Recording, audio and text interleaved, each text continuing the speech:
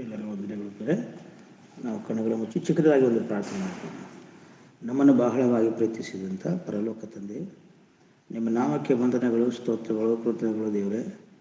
ಹೌದು ತಂದೆ, ನಮಗೆ ರಾತ್ರಿ ಎಲ್ಲ ಸುಖವಾದ ನಿದ್ರೆ ಕೊಟ್ಟು ಈ ಒಂದು ಬೆಳಗಿನ ಸಮಯನ ಕೊಟ್ಟಿದ್ರೆ ದೇವರೇ.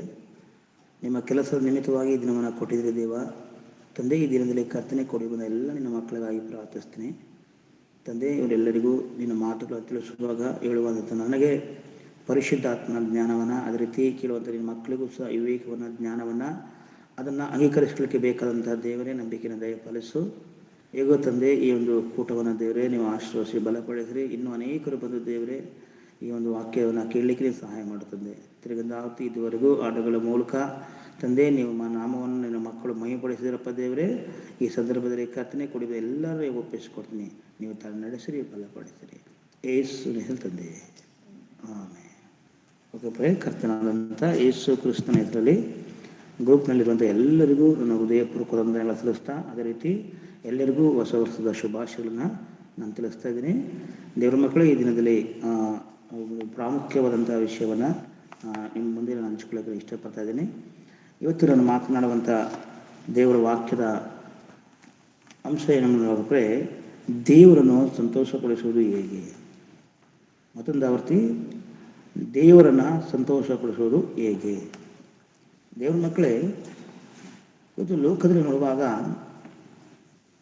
ನಾವು ಅನೇಕರನ್ನು ನೋಡ್ತಿದ್ರೆ, ಒಬ್ಬರನ್ನ ಸಂತೋಷಪಡಿಸ್ಬೇಕಂತ ಎಷ್ಟೋ ನಟನೆಗಳನ್ನು ಮಾಡ್ತಾ ಇರ್ತಾರೆ. ತುಂಬ ಅವ್ರನ್ನ ಯಾವಾಗಲೂ ನಗಿಸಬೇಕು, ಅವ್ರನ್ನ ಯಾವಾಗಲೂ ಸಂತೋಷವಾಗಿಡಬೇಕಂತ ಎಷ್ಟೋ ಪ್ರಯತ್ನಗಳನ್ನು ಈ ಭೂಮಿಯಲ್ಲಿ ನೋಡ್ತಾ ಇರ್ತೀವಿ. ಒಂದು ವೇಳೆ ನಾವು ಡಾಕ್ಟರ್ ಹತ್ರ ಒಬ್ಬ ರೋಗಿ ಒಬ್ಬ ವೈದ್ಯನ ಹತ್ರ ಹೋದಾಗ ಆ ಒಂದು ವೈದ್ಯನ ಹೇಳ್ತಾನೆ, ಹೆಚ್ಚಾಗಿ ನೀವು ಸಂತೋಷವಾಗಿರಲಿಕ್ಕೆ ನೀವು ಪ್ರಯತ್ನ ಪಡಿ. ನಿಮ್ಮ ರೋಗವನ್ನು ಕುರಿತು, ಹಳೆಯ ಕಾರ್ಯಗಳನ್ನು ಕುರಿತು ನೀವು ಚಿಂತಿಸಬೇಡಿ. ಹೆಚ್ಚಾಗಿ ಯಾವಾಗಲೂ ಸಹ ನಗುತ್ತಾ ಸಂತೋಷವಾಗಿ ಇರಲಿಕ್ಕೆ ನೀವು ಪ್ರಯತ್ನ ಪಡಿ.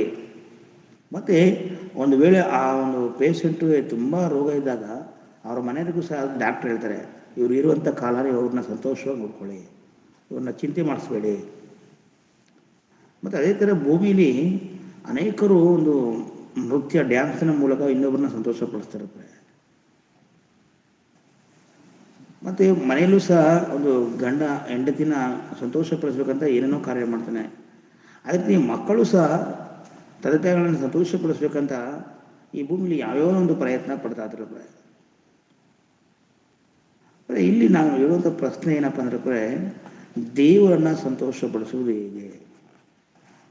ಪ್ರಿಯರೇ, ಈ ಅಂಶವನ್ನು ಆಲೋಚನೆ ಮಾಡುವಾಗ ಈ ಒಂದು ಅಂಶವನ್ನು ನಾವು ಆಲೋಚನೆ ಮಾಡೋದಾದರೆ, ಈ ಅಂಶ ನಮಗೆ ಅವಶ್ಯಕತೆ ಇದೆಯಾ. ಇಲ್ಲಿ ಒಂದು ಮಾತನ್ನು ನೋಡ್ಬೇಕಾದ್ರೆ ತುಂಬ ಭಯವಾಗ್ತದೆ. ಬೈಬಲಲ್ಲಿ ಒಂದು ಮಾತನ್ನು ನೋಡ್ಬೇಕಾದ್ರೆ ತುಂಬ ಭಯ ಆಗ್ತದೆ. ಇಲ್ಲಿ ಪೌಲನು ಕೊರಿಂಥ ಸಭೆಗೆ ಈ ಒಂದು ಮಾತನ್ನು ದೇವರು ಪೌಲನ ಮೂಲಕ ಬರೆಸ್ತಾ ಇರುತ್ತೆ. ಏನಂತಂದರೆ, 1 ಕೊರಿಂಥ ಪುಸ್ತಕ 10ನೇ ಅಧ್ಯಾಯ 5ನೇ ವಚನ ನಾವು ಓದಿಕೊಂಡ್ರೆ, 1 ಕೊರಿಂಥ ಪುಸ್ತಕ 10ನೇ ಅಧ್ಯಾಯ 5ನೇ. ಆದರೂ ಅವರೊಳಗೆ ಬಹುಮಂದಿಯ ವಿಷಯದಲ್ಲಿ ದೇವರು ಸಂತೋಷಿಸಲಿಲ್ಲ, ಅವರು ಅಡವಿಯಲ್ಲಿ ಸಂಹರಿಸಲ್ಪಟ್ಟರೆಂದು ಬರೆದದೆಯಷ್ಟೇ. ಸಾಕು ಪ್ರೇ. ಇಲ್ಲಿ ನೋಡುವಾಗ ಈ ಒಂದು ವಾಕ್ಯವನ್ನು ನಾವು ಇಲ್ಲಿ ಗಮನಿಸುವಾಗ ತುಂಬ ಭಯ ಆಗ್ತದೆ ಪ್ರೇ.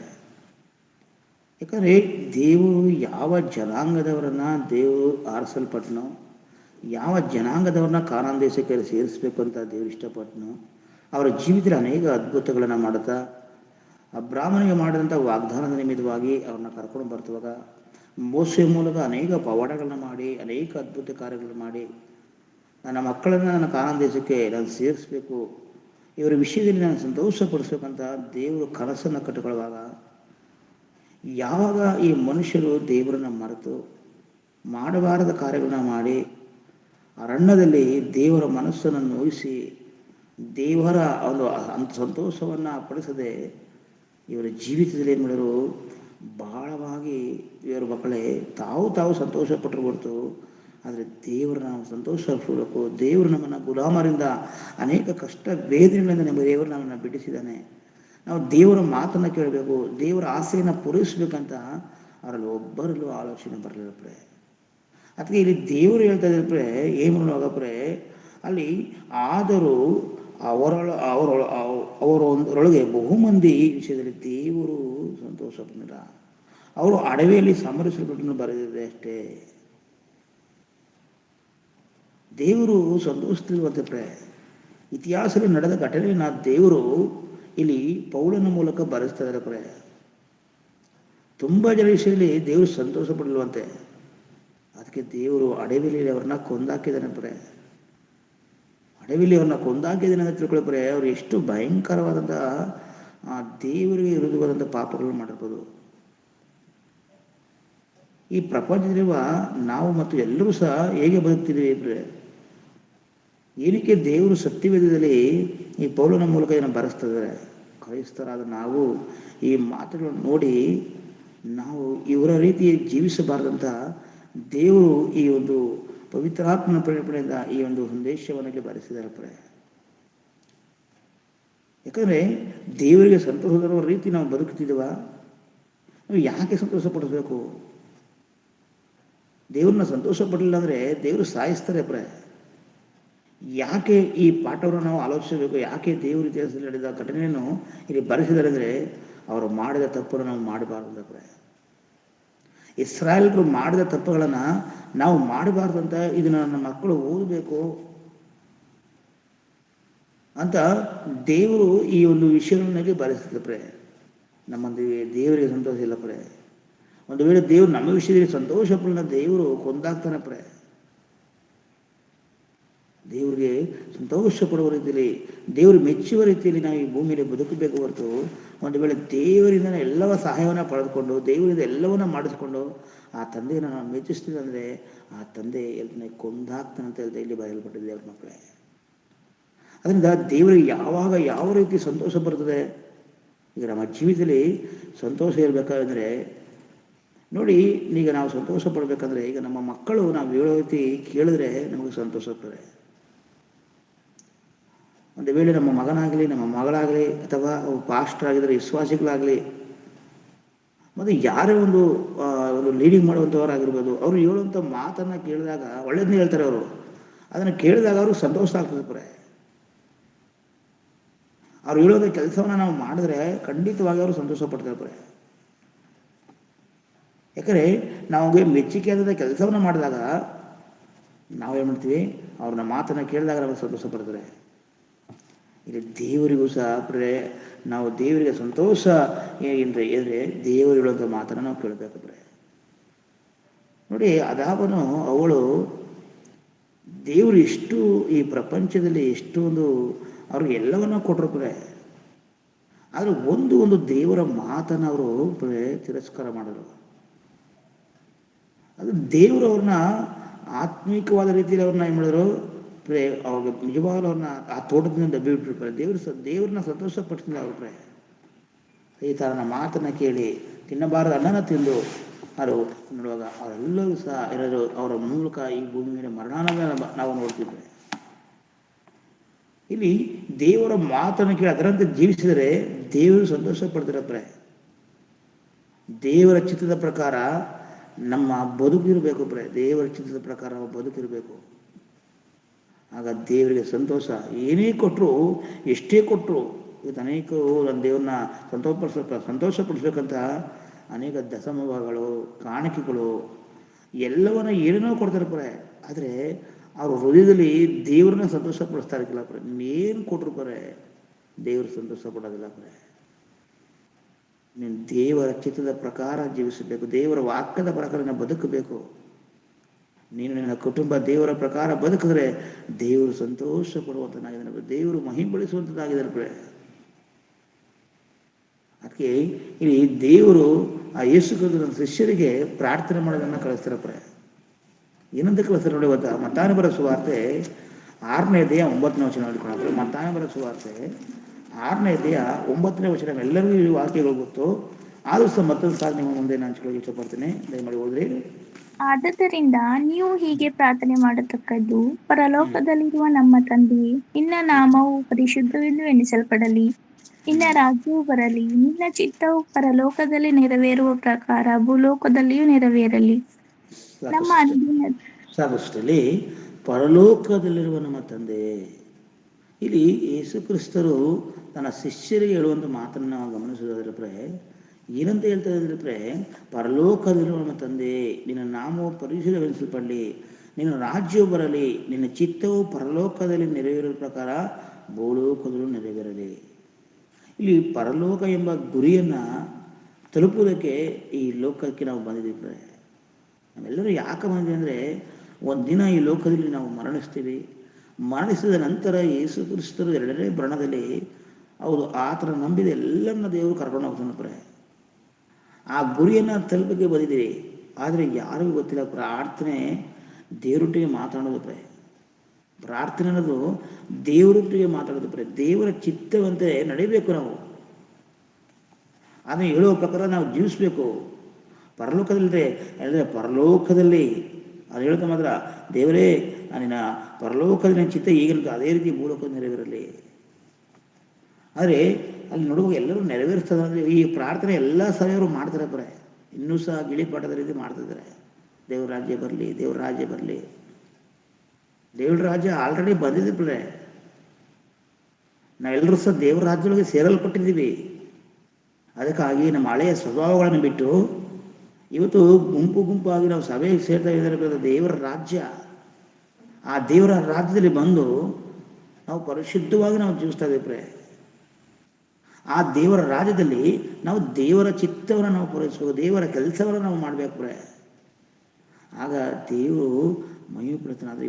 ಇವತ್ತು ಆದರೆ ಯಾರು ಸಹ ಈ ಪ್ರಾರ್ಥನೆಗಳನ್ನು ಮಾಡ್ತಿರೋ ಹೊರತು ದೇವರ ಚಿತ್ತವನ್ನು ನೆರವೇರಿಸುವಂಥ ಮಕ್ಕಳು ಈ ಭೂಮಿ ಮೇಲೆ ಇಲ್ಲ ಅಂತ ದೇವರು ವ್ಯಥೆಯನ್ನು ಪಡ್ತಾ ಇದ್ದಾರೆ. ಅದರಿಂದ ನಾವು ಆದಷ್ಟು ದೇವರ ಚಿತ್ತವನ್ನು ನೆರವೇರಿಸೋಕ್ಕೆ ದೇವರ ಕೆಲಸ ನಾವು ಮಾಡಬೇಕು. ಅದಕ್ಕೆ ಚಿತ್ತ ಅಂದರೆ ಅದು ದೇವರ ಕೆಲಸ. ಆತನ ಮಾತಿನ ಪ್ರಕಾರ ಜೀವಿಸಿದರೆ ದೇವರಿಗೆ ಸಂತೋಷ. ಒಂದು ಕೆಲಸವನ್ನು ನಾವು ಹೇಳ್ತೀವಿ ನಮ್ಮ ಮಕ್ಕಳಿಗೆ, ಅವರು ಪ್ರಾಮಾಣಿಕವಾಗಿ ಆ ಕೆಲಸವನ್ನು ಮಾಡಿದಾಗ ಆ ತಂದೆ ತಾಯಿಗಳಿಗೆ ಎಷ್ಟು ಸಂತೋಷ ಪಡ್ತಾರೆ. ಆ ಸಂತೋಷದ ವಿಷಯವನ್ನು ಅನೇಕರಿಗೆ ಅವರು ಹಂಚ್ಕೊಳ್ತಾರೆ. ನನ್ನ ಮಗನ ನೋಡಿ, ನನ್ನ ಮಗಳ ನೋಡಿ. ಯೋಬನಿಗೆ ಆ ಒಂದು ಸೈತಾನ ಅಪವಾದಿ ಎಷ್ಟು ತೊಂದರೆಗಳನ್ನು ಕೊಟ್ಟ. ಆದರೂ ಯೋಬನು ಆ ದೇವರನ್ನ ಸಂತೋಷಪಡಿಸ್ತೇನೆ ಹೋದಪ್ರೆ. ಅದಕ್ಕೆ ದೇವರು ಹೇಳ್ತಾರೆ ಅಪವಾದಿಗೆ, ನೀನು ಭೂಲೋಕದಲ್ಲಿ ನನ್ನ ಮಗನನ್ನು ನೋಡಿದ, ನನ್ನ ಮೇಲೆ ಎಷ್ಟು ನಂಬಿಕೆ ಇಟ್ಟಿದ್ದಾನೆ.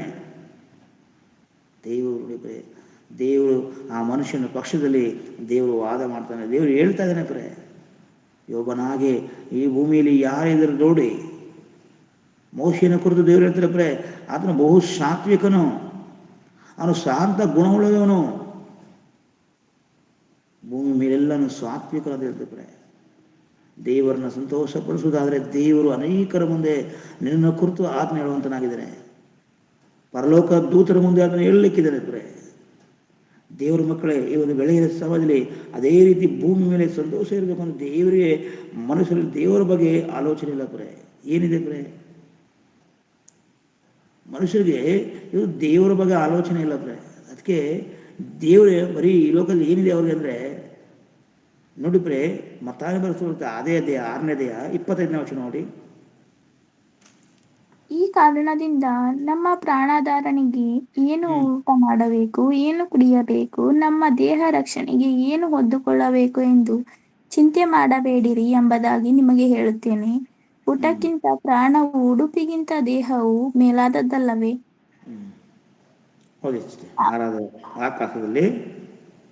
ಆಕಾಶದಲ್ಲಿ ಹಾರಾಡುವ ಹಕ್ಕಿಗಳನ್ನು ನೋಡಿರಿ. ಅವು ಬಿತ್ತುವುದಿಲ್ಲ, ಕೊಯ್ಯುವುದಿಲ್ಲ, ಕಣಜಗಳನ್ನು ತುಂಬಿಟ್ಟುಕೊಳ್ಳುವುದಿಲ್ಲ.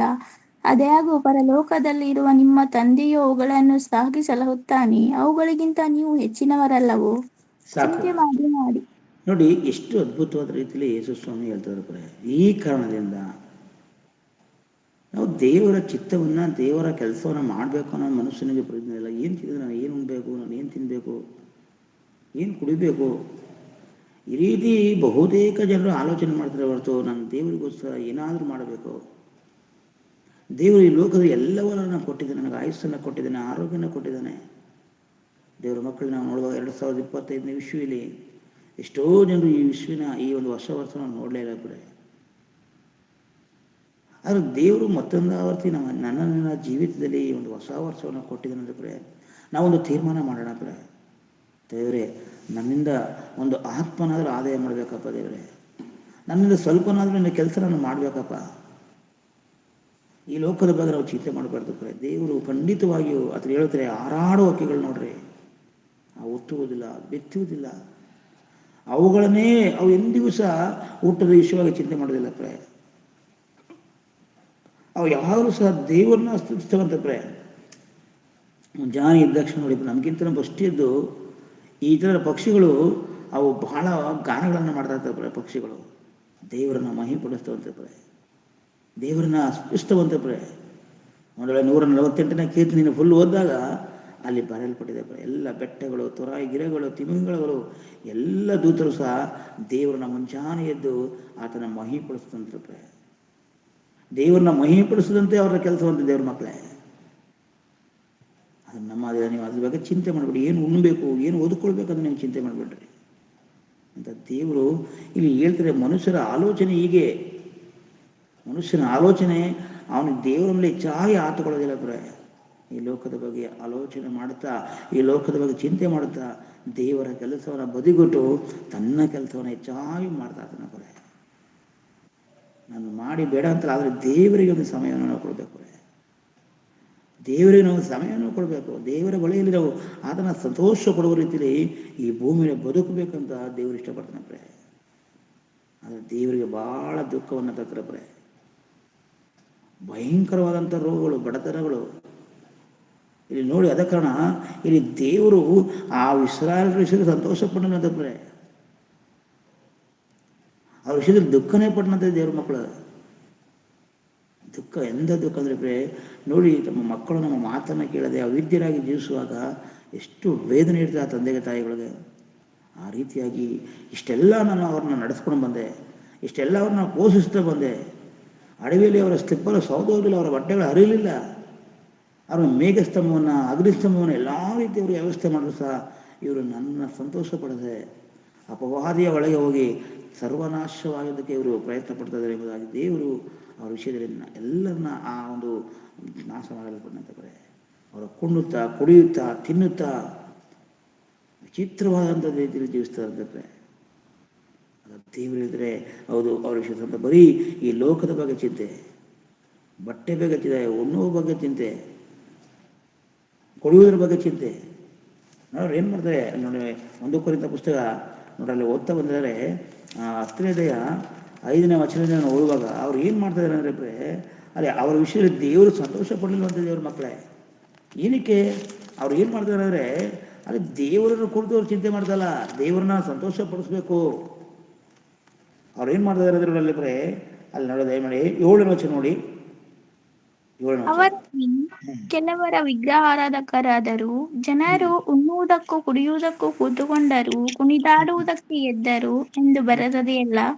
ನೀವು ವಿಗ್ರಹಾರಾಧಕರಾಗಬೇಡಿರಿ. ಅವರಲ್ಲಿ ಕೆಲವರು ಜಾರತ್ವ ಮಾಡಿ ಒಂದೇ ದಿನದಲ್ಲಿ 23,000 ಮಂದಿ ಸತ್ತರು. ನಾವು ಜಾರತ್ವ ಮಾಡದಿದ್ದೋ. ಅಲ್ಲೇನಂದ್ರೆ, ಜನರು ಉಣ್ಣುವುದಕ್ಕೂ ಕುಡಿಯುವುದಕ್ಕೂ ಕೂತುಕೊಂಡರು, ಕುಣಿದಾಡುವುದಕ್ಕೂ ಎದ್ದರು ಎಂದು ಬರೆದಿದೆಯಲ್ಲ. ನೋಡಿ, ಉಣ್ಣುವುದಕ್ಕೂ ನಾವು ಯಾವಾಗಲೂ ಸಹ ಅರ್ಥ ಮಾಡ್ಕೊಳ್ಳಿದ್ದೇವ್ರ ಮಕ್ಕಳೇ, ತಿನ್ನೋಕ್ಕೋಸ್ಕರ ನಾವು ಬದುಕಬಾರ್ದು. ಬದುಕೋಸ್ಕರ ನಾವು ತಿನ್ನಬೇಕು ಹೊರತು ಇದೇ ನಮ್ದು ಕೃತಿ ಆಗಬಾರ್ದು. ನಾವು ದಿನನಿತ್ಯದ ಚಟುವಟಿಕೆಗಳು ನಾವು ಸರಿಯಾಗಿರಬೇಕು. ದೇವರ ವಾಕ್ಯಗಳನ್ನು ನಾವು ಪರಿಪಾಲಿಸಬೇಕು. ಇಲ್ಲಿ ಇವರು ಏನಾಗಿದ್ರಂತಂದ್ರೆ, ತಿನ್ನುವುದಕ್ಕೂ ಕುಡಿಯುವುದಕ್ಕೂ ಕುಣಿದಾಡ್ತಿದ್ರಂತಂದ್ರೆ, ನೋಹನ ಕಾಲದಲ್ಲಾಗಿರ್ಬೋದು, ಲೂಟನ ಕಾಲದಾಗಿರ್ಬೋದು, ಇಸ್ರಾಯೇಲರ ಕಾಲದಾಗ ಯಾವಾಗ ಮನುಷ್ಯನಿಗೆ ಹೆಚ್ಚಾಗಿ ಸುಖಗಳು ಬರ್ತದ್ರೆ ಅವನು ದೇವರನ್ನು ಸಂತೋಷ ಪಡಿಸೋದಿಲ್ಲ, ಇತರನ್ನ ಅವನು ಸಂತೋಷ ಪಡ್ತದೆ. ಎಲ್ಲರಿಗೂ ಗೊತ್ತು ಮೈಕಲ್ ಜಾಕ್ಸನ್ ಎಂಬುದಾಗಿ. ಆತನು ಭಯಂಕರವಾದಂಥ ಹಣವನ್ನು ಸಂಪಾದನೆ ಮಾಡಿದಂಥ ವ್ಯಕ್ತಿ. ಮತ್ತು ಆತನ ಆ ಕುಣಿದಾಟವನ್ನು ನೋಡೋದಕ್ಕೆ ಚಿಕ್ಕವರು ಮೊದಲುಗೊಂಡು ದೊಡ್ಡವರು ತನಕ ಆತನ ನೋಡಕ್ಕೆ ಬರ್ತಾ ಇದ್ರು. ಇದನ್ನು ಏನಂತ ಆಸೆ ಅಂದರೆ ಇನ್ನೂ ನಾನು ಚೆನ್ನಾಗಿರ್ಬೇಕು, ಇನ್ನೂ ನಾನು ಚೆನ್ನಾಗಿರಬೇಕು. ಅನೇಕ ವೇಷಭೂಷಣಗಳನ್ನು ನಾನು ಬದಲಾಯಿಸ್ತಾ, ಅನೇಕ ಡಾಕ್ಟ್ರುಗಳನ್ನು ಅವನು ಇಟ್ಕೊಂಡಾಕ್ರೆ. ನಾನು ಹೆಚ್ಚಾಗಿ ನಾನು ಬದುಕಬೇಕು, ನಾನು ಹೆಚ್ಚಾಗಿ ಬದುಕಬೇಕು ಅಂತ ಎಷ್ಟೋ ಡಾಕ್ಟ್ರುಗಳನ್ನು ಇಟ್ಕೊಂಡ, ಏನೆಲ್ಲ ಮಾಡಿದಪ್ರೆ. ಆದರೆ ಒಂದು ದಿನ ಆತನು 50ನೇ ವರ್ಷಕ್ಕೆ ಈ ಲೋಕವನ್ನು ಬಿಟ್ಟು ಹೋದಪ್ರೆ. ಕಾರಣ ಅವನು ಮನುಷ್ಯರನ್ನು ಸಂತೋಷಪಡಿಸ್ಬೇಕಂತ ಎಷ್ಟೋ ಪ್ರಯತ್ನ ಪಟ್ಟ. ಆದರೆ ನನ್ನನ್ನು ಸೃಷ್ಟಿ ಮಾಡಿದಂಥ ಆ ದೇವ್ರನ್ನ ನಾನು ನೋಡ್ಕೋಬೇಕು, ಆ ದೇವ್ರ ಮಾತನ್ನು ಕೇಳಬೇಕಂತ ಅವನ ಮನಸ್ಸಿನಲ್ಲಿ ಬರಲಿಲ್ಲ ಪಡೆ. ಮೈಕಲ್ ಜಾಕ್ಸನ್ ಅವನ ಹೆಸರು ನೋಡುವ ಕ್ರೈಸ್ತನೇ ಇರಬೇಕು. ಆದರೆ ಒಂದು ದಿನವೂ ಸಹ ಅವನು ದೇವರಿಗೆ ಏನು ಮಾಡಿದ, ಸಂತೋಷ ಬರೀ ವ್ಯತಿರೇಕವಾಗಿ ಮಾಡ್ಕೊಂಡಪ್ರೆ. ನಾನು ದುಡ್ಡಿದ್ರೆ ಏನೋ ಸಾಧಿಸ್ತೀನಿ, ನಾನು ಏನೋ ಮಾಡ್ತೀನಿ ಅಂತಪ್ರೆ. ಒಂದಿನ ಅವನು ಸರ್ವನಾಶವಾದನಪ್ರೆ. ದೇವ್ರ ಮಕ್ಕಳೇ, ಹೌದು, ಅದು ದೇವ್ರ ವಿರುದ್ಧವಾಗಿ ನಾವು ಏನೇ ಮಾಡಿದ್ರು ಸಹ ಖಂಡಿತ ದೇವರು ಭಯಂಕರಗಳನ್ನಾಗಿದ್ದಾನಪ್ರೆ. ಅನೇಕ ಬಾಧೆಗಳ ಮೂಲಕ ದೇವರು ನಮ್ಮನ್ನು ಈ ಲೋಕದಿಂದ ಸಂಹಾರ ಮಾಡಲಿಕ್ಕಿದ್ದಾರೆ ದೇವ್ರ ಮಕ್ಕಳೇ. ಅದರಿಂದ ಇದೇ ಚಿಂತೆ, ಅದರಿಂದ ಏನು ತಿನ್ನಬೇಕು, ಏನು ಉಣ್ಬೇಕು ಅಂತ ಇವತ್ತು ಸಹ ಕ್ರೈಸ್ತರ ಚಿಂತೆ. ಎಲ್ಲರ ಜೀವಿತ ಇರಬಾರ್ದು ಪರೆ, ಕ್ರೈಸ್ತವ ಜ್ಞಾನಿಗಳಾಗಿರ್ಬೇಕು ಪರೆ. ಇವತ್ತು ಅಮೂಲ್ಯವಾದಂಥ ಸಮಯವನ್ನು ದೇವರು ನಮಗೆ ಕೊಟ್ಟಿದ್ದಾನೆ ದೇವ್ರ ಮಕ್ಕಳೇ.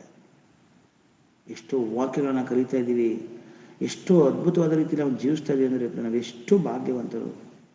ಯಾರಿಗೂ ಸಿಗದಂಥ ಈ ಒಂದು ಅದ್ಭುತವಾದಂಥ ಕಾರ್ಯಗಳನ್ನು ದೇವರು ನಡೆಸ್ತಾನೆ ಪರೆ.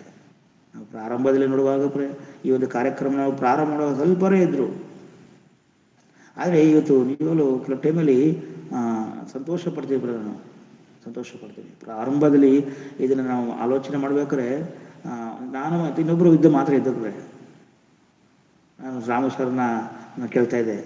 ಆದರೆ ನೋಡಿ, ಇವತ್ತು ದೇವರು ಯಾರೋ ಮೂಲಕ, ರೇಖಾ ಸಿಸ್ಟರ್ ಮೂಲಕ ಆಗಿರ್ಬೋದು, ಯಾರು ನಿಮ್ಮೆಲ್ಲರ ಮೂಲಕ ಇರ್ಬೋದು, ಇವತ್ತು ದಿನೇ ಈ ಒಂದು ಯಾವ ಒಂದು ಬೆಂಕಿ ಚುರುಕಾಗಿರ್ತದೆ ಪರೆ, ಆ ಕಿಡಿ ಆರ್ತಾ ಹೋಗ್ತಾ ಅದು ಬೆಂಕಿ ಏನಾಗ್ತದೆ ಕಾಡನ್ನ ಹತ್ತಿಸ್ಬಿಡ್ತದೆ ಪರೆ. ಹಂಗೆ ಇವತ್ತು ನಿಜವಾಗ್ಲೂ ಒಳ್ಳೆ ಕೆಲಸಗಳನ್ನು ನಾವು ಮಾಡ್ತಾ ಇದ್ದೀವಿ ಪರೆ. ಅನೇಕ ಮನೆಗೆ ನೂರಾರು ಮಂದಿ ಈ ಸತ್ಯವಾಕ್ಯವನ್ನು ಕೇಳಲಿಕ್ಕೆ ದೇವ್ರ ಪ್ರಯತ್ನಗಳು, ಈ ಒಂದು ದೇವರು ಇದ್ರ ಗ್ರೂಪ್ ಮೂಲಕ ಸಹಾಯ ಮಾಡ್ತಾಯಿದ್ದಾರೆ. ಅನೇಕರು ಒಂದು ವೇಳೆ ಇಲ್ಲಿ ಬಂದಿಲ್ಲ ಅಂದರೂ ಸಹ ಅದು ಒಂದು ವೇಳೆ ಅಪ್ಲೋಡ್ ಮಾಡಿದಾಗ ಅವರು ಯೂಟ್ಯೂಬ್ ಮೂಲಕ ಅನೇಕರು ಮನೆಗಳಲ್ಲೇ ಕೇಳ್ತಾ ಇದ್ದಾರೆ ದೇವ್ರ ಮಕ್ಕಳೇ. ದೇವರು ನಿಜವಾಗಲೂ ಈ ವಿಷಯದಲ್ಲಿ ಸಂತೋಷ ಪಡ್ತಾನೆ. ಈ ವಿಷಯದಲ್ಲಿ ದೇವರು ಅವ್ರು ನಿಮ್ಮನ್ನು ಕುರಿತು ಆತನ ನಿಜವಾದಂಥ ಒಂದು ಪ್ರೋತ್ಸಾಹವನ್ನು ದೇವರು ಮಾಡಲಿಕ್ಕಿದ್ದಾನೆ. ಯಾವತ್ತು ಮನುಷ್ಯರನ್ನು ಮೆಚ್ಚಿಸ್ಲಿಕ್ಕೆ ನಾವು ಪ್ರಯತ್ನ ಪಡಬಾರ್ದು. ನಮ್ಮ ಸೃಷ್ಟಿ ಮಾಡೋದನ್ನ ದೇವರನ್ನ ಮೆಚ್ಚಿಸ್ಬೇಕು. ಇಲ್ಲಿ ದೇವರು ಅವರನ್ನು ನಾಶ ಮಾಡಿದ್ರೆ, ಅವ್ರು ಉಣ್ತಾ ಇದ್ದಾರೆ, ತಿಂತಾ ಇದ್ದಾರೆ, ಕುಡಿತಾ ಇದ್ದಾರೆ, ಮನಸ್ಸು ಬಂದಾಗ ಜೀವಿಸ್ತಾ ಇದ್ದಾರೆ ಪ್ರೇ. ಅದರಿಂದ ನಾವು ದೇವ್ರ ಮಕ್ಕಳೇ, ಅಲ್ಲಿ ದೇವರು ಹೇಳಿದ ಪ್ರಕಾರ ನಾವು ಬದುಕಲಿಕ್ಕೆ ಬಂದಿವಿ. ಪರಲೋಕ ಯಾರಿಗೆ ಗೊತ್ತಾ ಪ್ರೇ? ಪರಲೋಕ ಯಾರಿಗೆ ಗೊತ್ತಾ? ನೋಡಿ ಪ್ರೇ, ಮತ್ತಾಯ ಬರ ಸುವಾರ್ತೆ 7ನೇ ಅಧ್ಯಾಯ 21ನೇ ವಚನ ಓದಿಕೊಳ್ಳೋಣ. ಮತ್ತಾಯ ಬರ ಸುವಾರ್ತೆ 7ನೇ ಅಧ್ಯಾಯ 21ನೇ ವಚನ. ನನ್ನನ್ನು ಸ್ವಾಮಿ ಸ್ವಾಮಿ ಅನ್ನುವರೆಲ್ಲರೂ ಪರಲೋಕ ರಾಜ್ಯದಲ್ಲಿ ಸೇರುವರೆಂದು ನೆನೆಸಬೇಡಿರಿ. ಪರಲೋಕದಲ್ಲಿರುವ ನನ್ನ ತಂದೆಯ ಚಿತ್ತದಂತೆ ನಡೆಯುವವನೇ ಪರಲೋಕ ರಾಜ್ಯಕ್ಕೆ ಸೇರುವನು. ನೋಡಿದ್ರೆ ಇಲ್ಲಿ ಯೇಸು ಕ್ರಿಸ್ತನ ಪ್ರಪಂಚ ಮೋಕ್ಷದಾತನ ಹೇಳುವಂಥ ಕ್ರಿಸ್ತನ ಹೇಳುವಂಥ ಮಾತು ಬರೆ, ಯಾರೋ ಹೇಳುವಂಥ ಮಾತಲ್ಲ. ಯೇಸು ಕ್ರಿಸ್ತರು ಹೇಳ್ತಾರೆ, ನನ್ನನ್ನು ಸ್ವಾಮಿ ಸ್ವಾಮಿ ಎನ್ನುವರೆಲ್ಲರೂ ಪರಲೋಕ ರಾಜ್ಯದಲ್ಲಿ ಸೇರುತ್ತಂದು ನೆನೆಸ್ಬೇಡ್ರಿ. ಇವತ್ತು ಅನೇಕ ಸಭೆಗಳು, ಗುಂಪುಗಳಿರ್ಬೋದು ಪ್ರೇ, ದೊಡ್ಡ ದೊಡ್ಡ ಸಭೆಗಳಿರ್ಬೋದು ಪ್ರೇ, ಭಯಂಕರವಾದ ರೀತಿ ಚರ್ಚ್ ಕಟ್ಟಿರ್ಬೋದು. ಹಗಲು ರಾತ್ರಿ ಸ್ವಾಮಿ ಸ್ವಾಮಿ ಸ್ವಾಮಿ ಸ್ವಾಮಿ ಅಂತ ಇರ್ಬೋದು. ಆದರೆ ನೀವು ಸ್ವಾಮಿ ಸ್ವಾಮಿಯವರೆಲ್ಲ ಪರಲೋಕ ಸೇರ್ತಾರೆ ನೆನೆಸ್ಬೇಡ್ರಿ. ಯಾರಂದರೆ ಪರಲೋಕದಲ್ಲಿರುವ ನನ್ನ ತಂದೆ ಹೆಚ್ಚಿದ ನಡೆಯುವವನೇ ಪರಲೋಕ ರಾಜ್ಯಕ್ಕೆ ಸೇರ್ತಾನಂತೆ ಪ್ರೇ. ಇವತ್ತು ತಂದೆ ಯಾರು ಗೊತ್ತಿಲ್ಲ, ಯೇಸು ಕ್ರಿಸ್ತನ ಯಾರು ಗೊತ್ತಿಲ್ಲ, ಪವಿತ್ರ ಆತ್ಮ ಯಾರು ಗೊತ್ತಿಲ್ಲ. ಒಟ್ಟಿನಲ್ಲಿ ಸ್ವಾಮಿ ಸ್ವಾಮಿ, ನಮ್ಗೆ ಅದು ಕೊಡು, ನಮ್ಗೆ ಇದು ಕೊಡು, ಸ್ವಾಮಿ ಸ್ವಾಮಿ ಸ್ವಾಮಿ. ಹಿಂದೆ ಗೊತ್ತಿಲ್ಲ, ಮುಂದೆ ಗೊತ್ತಿಲ್ಲ. ಆಮೇಲೆ ಹೇಳಿದ್ರು ಅರ್ಥ ಮಾಡ್ಕೊಳ್ಳೋದಿಲ್ಲ ಪ್ರೇ. ಮನುಷ್ಯನು ಹೇಳಿದ್ರು ಸಹ ಅರ್ಥ ಮಾಡ್ಕೊಳ್ಳೋದಿಲ್ಲ. ಯಾಕಂದರೆ ಆ ರೀತಿಯಾಗಿ ಅಪವಾದಿ ಮನುಷ್ಯರ ಮನಸ್ಸನ್ನು ಹಾಳು ಮಾಡಿ ಕ್ರೈಸ್ತರ ಮೂಲಕನೇ ವಿಶ್ವಾಸಗಳನ್ನು ಹಾಳು ಮಾಡ್ತದಾನೆ ಪ್ರೇ. ತರತರದ ಸಭೆಗಳು, ತರತರದ ಬೋಧನೆಗಳು, ವಿಚಿತ್ರ ಕಾರ್ಯಗಳು ಈ ಭೂಮಿ ಮೇಲೆ ನಡೀತದೆ ಪ್ರೇ. ಎಲ್ಲಿ ಸತ್ಯವನ್ನು ಹೇಳ್ತಾರೋ ಅಲ್ಲಿ ಕಮ್ಮಿ ಜನ ಬರ, ಎಲ್ಲಿ ಸತ್ಯದ ಅಲ್ಲಿ ನಡೀತಾ ಇರ್ತಾರೋ ಸತ್ಯವನ್ನು ಹೇಳ್ತಾರ ಅಲ್ಲಿ ಜನ ಕಮ್ಮಿ, ಎಲ್ಲಿ ಅಸತ್ಯ ನಡೀತಾ ಇರ್ತದ ಪ್ರೇ ಅಲ್ಲಿ ಗುಂಪು ಗುಂಪು ಇರ್ತದೆ ಪ್ರೇ, ಗುಂಪು ಗುಂಪು ಇರ್ತದೆ ಪ್ರೇ. ಅದಕ್ಕೆ ಸ್ವಾಮಿ ನೀನು ಹೋಗ್ತಾ ಇದೆಯಾ, ಕಾಣಿಕೆ ಕೊಡ್ತಾ ಇದೆಯಾ ಕೊಡು, ನೀನು ಪ್ರಾರ್ಥನೆ ಮಾಡ್ತಿದ್ದೆ 24 ಗಂಟೆ ಟೈಮು ಪ್ರಾರ್ಥನೆ ಸ್ವಾಮಿ ಸ್ವಾಮಿ ಅಂತ ಮಾಡು, ಏನೋ ಭಾಷೆ ಮಾತಾಡ್ತೀಯ ಮಾತಾಡು, ಆದರೆ ಈ ಸತ್ಯ ಸುವಾರ್ತೆಯನ್ನು ಹೋಗಬಾರ್ದು. ಯಾಕಂದರೆ ಈ ಸತ್ಯ ಸುವಾರ್ತೆ ಹೋದರೆ ನೀವು ಈ ಲೋಕದ ಕೆಲಸವನ್ನು ಕಮ್ಮಿ ಮಾಡಿ ದೇವ್ರ ಕೆಲಸ ನೀನು ಜಾಸ್ತಿ ಮಾಡ್ತೀಯ, ಯಾವಾಗಲೂ ದೇವರ ಜ್ಞಾನದಲ್ಲಿ ಇರ್ತೀಯ. ಅದಕ್ಕೆ ನೀನು ಇಲ್ಲಿಗೆ ಹೋಗಲೇ ಬೇಡ. ಎಷ್ಟೋ ಜನ ಹೇಳ್ತಾರೆ ಅಂದರೆ ನಾವು ಕೆಳಗಡೆ ವಾಕ ಹೋಗುವಾಗಲ್ಲ, ಕೊನೆಯಲ್ಲಿ ಯೇಸು ಕೃಷ್ಣನ ಬರೋಣದಲ್ಲಿ ಸ್ವಾಮಿ ನಾನು ಹಂಗೆ ಮಾಡಿದೆ, ನಾನು ಹಿಂಗೆ ಮಾಡಿದೆ, ನಾನು ಏನೇನೋ ಮಾಡಿದೆ ದೇವರೇ ನಿನಗೋಸ್ಕರ. ಆದರೆ ಅದು ದೇವ್ರಿಗೋಸ್ಕರ ಮಾಡಿಲ್ಲ, ಅವರು ತಮ್ಮ ಸ್ವಾರ್ಥಕ್ಕೋಸ್ಕರ ಬದುಕೋಕ್ಕೋಸ್ಕರ ಸತ್ಯ ಗೊತ್ತಿರೋ ಸತ್ಯವನ್ನು ಹೇಳದೆ. ಅದಕ್ಕೆ ಧರ್ಮವನ್ನು ಮೀರಿ ನಾವು ನನ್ನ ತೊಲಗಿ ಹೋಗಿರಿ, ನೀವು ಯಾರು ನನಗೆ ಗೊತ್ತಿಲ್ಲ ಅಂತ ಯೇಸು ಸ್ವಾಮಿ ಹೇಳ್ತಾರಂತೆ. ತಂದೆ ಚಿತ್ತದಂತೆ ನಡೆಯಬೇಕು, ಪರಲೋಕ ಹೋಗ್ತಾರೆ ಪ್ರೇ. ದೇವರ ಚಿತ್ತದಂತೆ ದೇವರಿಗೆ ದೇವರ ಅದಕ್ಕಾಗ ಇದುವರೆಗೂ ನಾವು ನೋಡ್ತೀವಿ ಪ್ರೇ, ಒಂದು ಮನುಷ್ಯನ ಬಹುತೇಕ ಜನರು ದೇವ್ರ ಚಿತ್ತದ ಪ್ರಕಾರ ಜೀವಿಸ್ತಾಯಿಲ್ಲ. ಒಂದು ಸಾರಿ ಯೇಸು ನೋಡಿದ್ರೆ ಅವರ ಕಂಡಾಗ ದೇವರಿಗೆ ಸಂತೋಷ ಬರ, ಯೇಸುವನ್ನು ಕಂಡಾಗ ಆ ದೇವರಿಗೆ ಸಂತೋಷ ಅಂತ ಬರೆ. ಯಾರು ಕಂಡಾಗ? ತನ್ನ ಮಗನಾದ ಯೇಸು ಕ್ರಿಸ್ತನ ಕಂಡಾಗ ಬರೆ. ಯಾಕಂದ್ರೆ ಬರೀ ನೋಡಲ್ಲಿ ಹೇಳ್ತದೆ, ಮತ್ತಾಯ ಬರೋ ಸುವಾರ್ತೆ 3ನೇ ಅಧ್ಯಾಯ 17ನೇ ವಚನ ನೋಡ್ರಿ. ಆಗ ಈತನು ಪ್ರಿಯನಾಗಿರುವ ನನ್ನ ಮಗನು, ಈತನನ್ನು ನಾನು ಮೆಚ್ಚಿದ್ದೇನೆ ಎಂದು ಆಕಾಶವಾಣಿ ಆಯಿತು. ನೋಡಿ ಪ್ರೇ, ಯೇಸು ಕ್ರಿಸ್ತನನ್ನು ಕುರಿತು ದೇವರು ಹೇಳೋದು ಮಾತು, ಆಗ ಈತನು ಪ್ರಿಯನಾಗಿರುವ ನನ್ನ ಮಗನು, ಈತನು ನಾನು ಮೆಚ್ಚಿದ್ದೀನಿ. ಅಂದರೆ ಯಾವಾಗ ಯೇಸು ಕ್ರಿಸ್ತನಿಗೆ ಮಾತು ಹೇಳ್ತಾರೆ, ಸುಮಾರು 30 ವರ್ಷದ ನಂತರ ಯೇಸು ಕ್ರಿಸ್ತನಿಗೆ ಭೂಮಿ ಬಂದು 30 ವರ್ಷದ ನಂತರ ಈ ತಂದೆ ಹೇಳ್ತಾರೆ, ಪ್ರತಿಷ್ಠಿತ ತೆಗೆದುಕೊಂಡು ಮೇಲೆ ಬಂದಾಗ ತಂದೆ ಹೇಳೋದು. ಅಂದರೆ 30 ವರ್ಷಗಳ ಕಾಲ ಯೇಸು ಕ್ರಿಸ್ತನು ಈ ಭೂಮಿಲಿ ಯಾವ ರೀತಿ ಜೀವಿಸಿರ್ಬೋದು ಪ್ರೇ. 12 ವರ್ಷದಲ್ಲಿ ದೇವ್ರ ಸೇವೆ ಪ್ರಾರಂಭ ಮಾಡಿದ್ದಾರೆ ಯೇಸು ಕ್ರಿಸ್ತರು. ದೇವ್ರಿಗಾಗಿ ವಾದ ಮಾಡಿದ್ದಾರೆ ಪ್ರೇ, ಅನೇಕ ಸತ್ಯಗಳನ್ನ ಜನರಿಗೆ ತಿಳಿಸ್ತಿದ್ದಾರೆ. ಅದಕ್ಕೆ ಇವೆಲ್ಲವನ್ನ ನೋಡಿ ಆ ದೀಕ್ಷಾಸ್ಥಾನದ ಪ್ರೋಗ್ರಾಮ್ ಮುಗಿದ ನಂತರ ಅಲ್ಲಿ ಹೇಳ್ತಾರೆ, ಈತನ ಪ್ರಿಯನಾಗಿರೋ ನನ್ನ ಮಗನು, ನಾನು ಅವನ್ನ ಮೆಚ್ಚಿದ್ದೀನಿ, ನನ್ನ ಪ್ರಾಣ ಪ್ರಿಯನೇತನು. ದೇವ್ರ ಮಗಳ ಆಲೋಚನೆ ಮಾಡಿ ಯಾಕೆ ಮೆಚ್ಚಿದ್ದಾನೆ? ದೇವರಿಗೆ ಸಂತೋಷ ತರುವಂಥ ಮಗನಾಗಿ ನಾವು ಆತನ ನಾವು ಆಗಿರ್ಬೇಕಲ್ವ, ಅದನ್ನು ನಾವೆಲ್ಲರೂ ಆತನ ಮಕ್ಕಳಲ್ವ ಪ್ರೇ. ಯೇಸು ಯಾವಾಗ ದೇವರ ಕೆಲಸವನ್ನು ಮಾಡಿದ್ರೆ ಗೊತ್ತಾ, ಯಾವ ರೀತಿ ಕೆಲಸ ಮಾಡಿದ್ರೆ ಗೊತ್ತಾ ಯೇಸು ತಂದೆಯ ದೇವ್ರ ಕೆಲಸನ ನೋಡಿ. ಮಾರ್ಕ 1:38 ವಚನ ಓದಿ. ಮಾರ್ಕ ನೋಡಿ, ಯಾವಾಗ ದೇವರು ಅತಿಯಾಗಿ ಸಂತೋಷ ಪಡ್ತಾರೆ ಪ್ರೇ, ಮಾರ್ಕನ ಬರ ಸುವಾರ್ತೆ 1ನೇ ಅಧ್ಯಾಯ 38ನೇ ವಚನ. ಅವರಿಗೆ, ನಾವು ಸಮೀಪದಲ್ಲಿರುವ ಬೇರೆ ಊರುಗಳಿಗೆ ಹೋಗೋಣ, ಅಲ್ಲಿಯೂ ನಾನು ಸುವಾರ್ತೆಯನ್ನು ಸಾರಬೇಕು, ಇದಕ್ಕಾಗಿಯೇ ನಾನು ಹೊರಟು ಬಂದಿದ್ದೇನೆ ಎಂದು ಹೇಳಿದನು. ನೋಡಿ ಯೇಸು ಬಳಿಕ ಸಾಕು ಸಿಸ್ಟರ್, ಇಲ್ಲಿ ದೇವರು ಹೇಳ್ತಾನೆ, ನಾನು ಏನಕ್ಕೆ ಬಂದಿದ್ರೆ ಸುವಾರ್ತೆ ಸಾರದಕ್ಕೆ ನಾನು ಬಂದಿದ್ದೇನೆ. ನಾವು ಬೇರೆ ಊರುಗಳಿಗೂ ಸುವಾರ್ತೆ ಸಾರಬೇಕು, ನಾನು ಭೂಮಿ ಮೇಲೆ ಸುವಾರ್ತೆ ಸಾರಕ್ಕೆ ಬಂದಿದ್ದೀನಿ ಅಂತಾರೆ.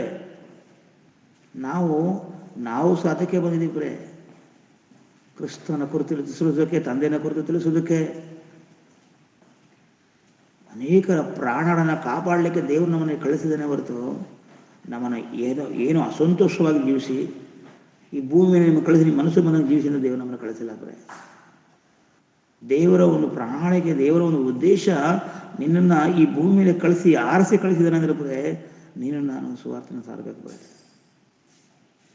ಅದಕ್ಕೆ ದೇವರು ಏನಂತ ಗೊತ್ತಾ, ಮಾರ್ಕನ ಬರೆದ ಸುವಾರ್ತೆ ಅದೇ ಅಧ್ಯಾಯದಲ್ಲಿ 16ನೇ ಅಧ್ಯಾಯ 15ನೇ ವಚನ ನೋಡ್ರಿ ಪ್ರೇ. ಮಾರ್ಕನ ಸುವಾರ್ತೆ 16ನೇ ಅಧ್ಯಾಯ 15ನೇ ವಚನ.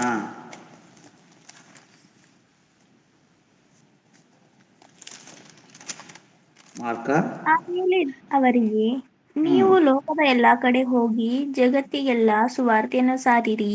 ಸಾಕು ನೋಡಿ, ದೇವರು ಹೇಳುವಂಥ ಬಂದು ಯೇಸು ಕ್ರಿಸ್ತನ ಕೊಡುವಂಥ ಆಜ್ಞೆ ಏನು ಗೊತ್ತಂದ್ರೆ, ನೀವು ಲೋಕದ ಎಲ್ಲ ಕಡೆಗೆ ಹೋಗಿ ಜಗತ್ತಿಗೆಲ್ಲ ಸುವಾರ್ತೆ ಸಾರಿರಿ, ಜಗತ್ತಿಗೆಲ್ಲ ಸುವಾರ್ತೆ ಸಾರಿರಿ.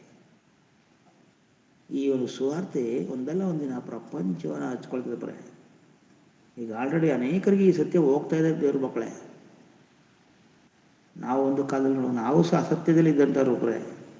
ನಾನೊಬ್ಬ ಪಾಸ್ಟ್ ಆದರೂ ಸಹ ನನಗೆ ಸತ್ಯ ಗೊತ್ತಿಲ್ಲದೆ ಅಸತ್ಯವಾಗಿ ಬೋಧನೆ ಮಾಡೋದುಂಟು, ಅಸತ್ಯವಾದಂಥ ಕಾರ್ಯಗಳನ್ನು ಮಾಡೋದುಂಟು. ಆದರೆ ದೇವರು ಸತ್ಯವಾಕ್ಯಗಳು ನಮ್ಮ ಹೃದಯಕ್ಕೆ ಬಿದ್ದಾಗ ಎಷ್ಟು ಸಂತೋಷ ಎಷ್ಟು ಸಮಾಧಾನ. ಯಾಕಂದರೆ ಆತನನ್ನು ಪ್ರೀತಿಸುವಂಥವ್ರನ್ನ, ಆತನನ್ನು ಹುಡುಕುವಂಥವ್ರಿಗೆ ದೇವರು ಇಂಥ ವಾಕ್ಯಗಳನ್ನು ಕೊಡ್ತಾನೆ. ಯಾರು ಆಸಕ್ತಿಯಿಂದ ನಾನು ಸತ್ಯವನ್ನು ತಿಳ್ಕೊಳ್ಬೇಕು, ಈಗಾದ್ರೂ ಮಾಡಿ ನಾನು ಪರಲೋಕಕ್ಕೆ ಹೋಗಬೇಕು, ನನ್ನ ಕುಟುಂಬನ ಕಾಪಾಡಬೇಕು ಅಂತ ಯಾರು ಆಸಕ್ತಿ ಇದ್ದಾರೋ ಅವ್ರಿಗೆ ಇಂಥ ವಾಕ್ಯ ದೇವರು ಖಂಡಿತವಾಗಿ ಯಾರೋ ಮೂಲಕ ಕೊಡ್ತಾನೆ. ಯಾಕಂದರೆ ಇಲ್ಲದೆ ಜಗತ್ತಿಗೆಲ್ಲವೂ ಸುವಾರ್ತೆ ಹೇಳ್ರಿ. ಆತನ ಜನನ, ಅದರ ಬಗ್ಗೆ, ಅದರ ಮರಣದ ಬಗ್ಗೆ, ಅದರ ಪುನಃಸ್ಥಾನದ ಬಗ್ಗೆ ಹೇಳ್ರಿ. ಆಗ ದೇವರು ಖಂಡಿತವಾಗಿ ಸಂತೋಷ ಪಡ್ತಾರೆ, ಪರಲೋಕ ಸಿಗ್ತದೆ. ಯಾಕಂದರೆ ಮತ್ತಾಯ 4:34 ಓದುವಾಗ ನೋಡಲು ಹೇಳ್ತದೆ. ಮತ್ತಾಯ 4:34 ಓದೋಣ 4ನೇದೆಯ 34ನೇ ವಚನ.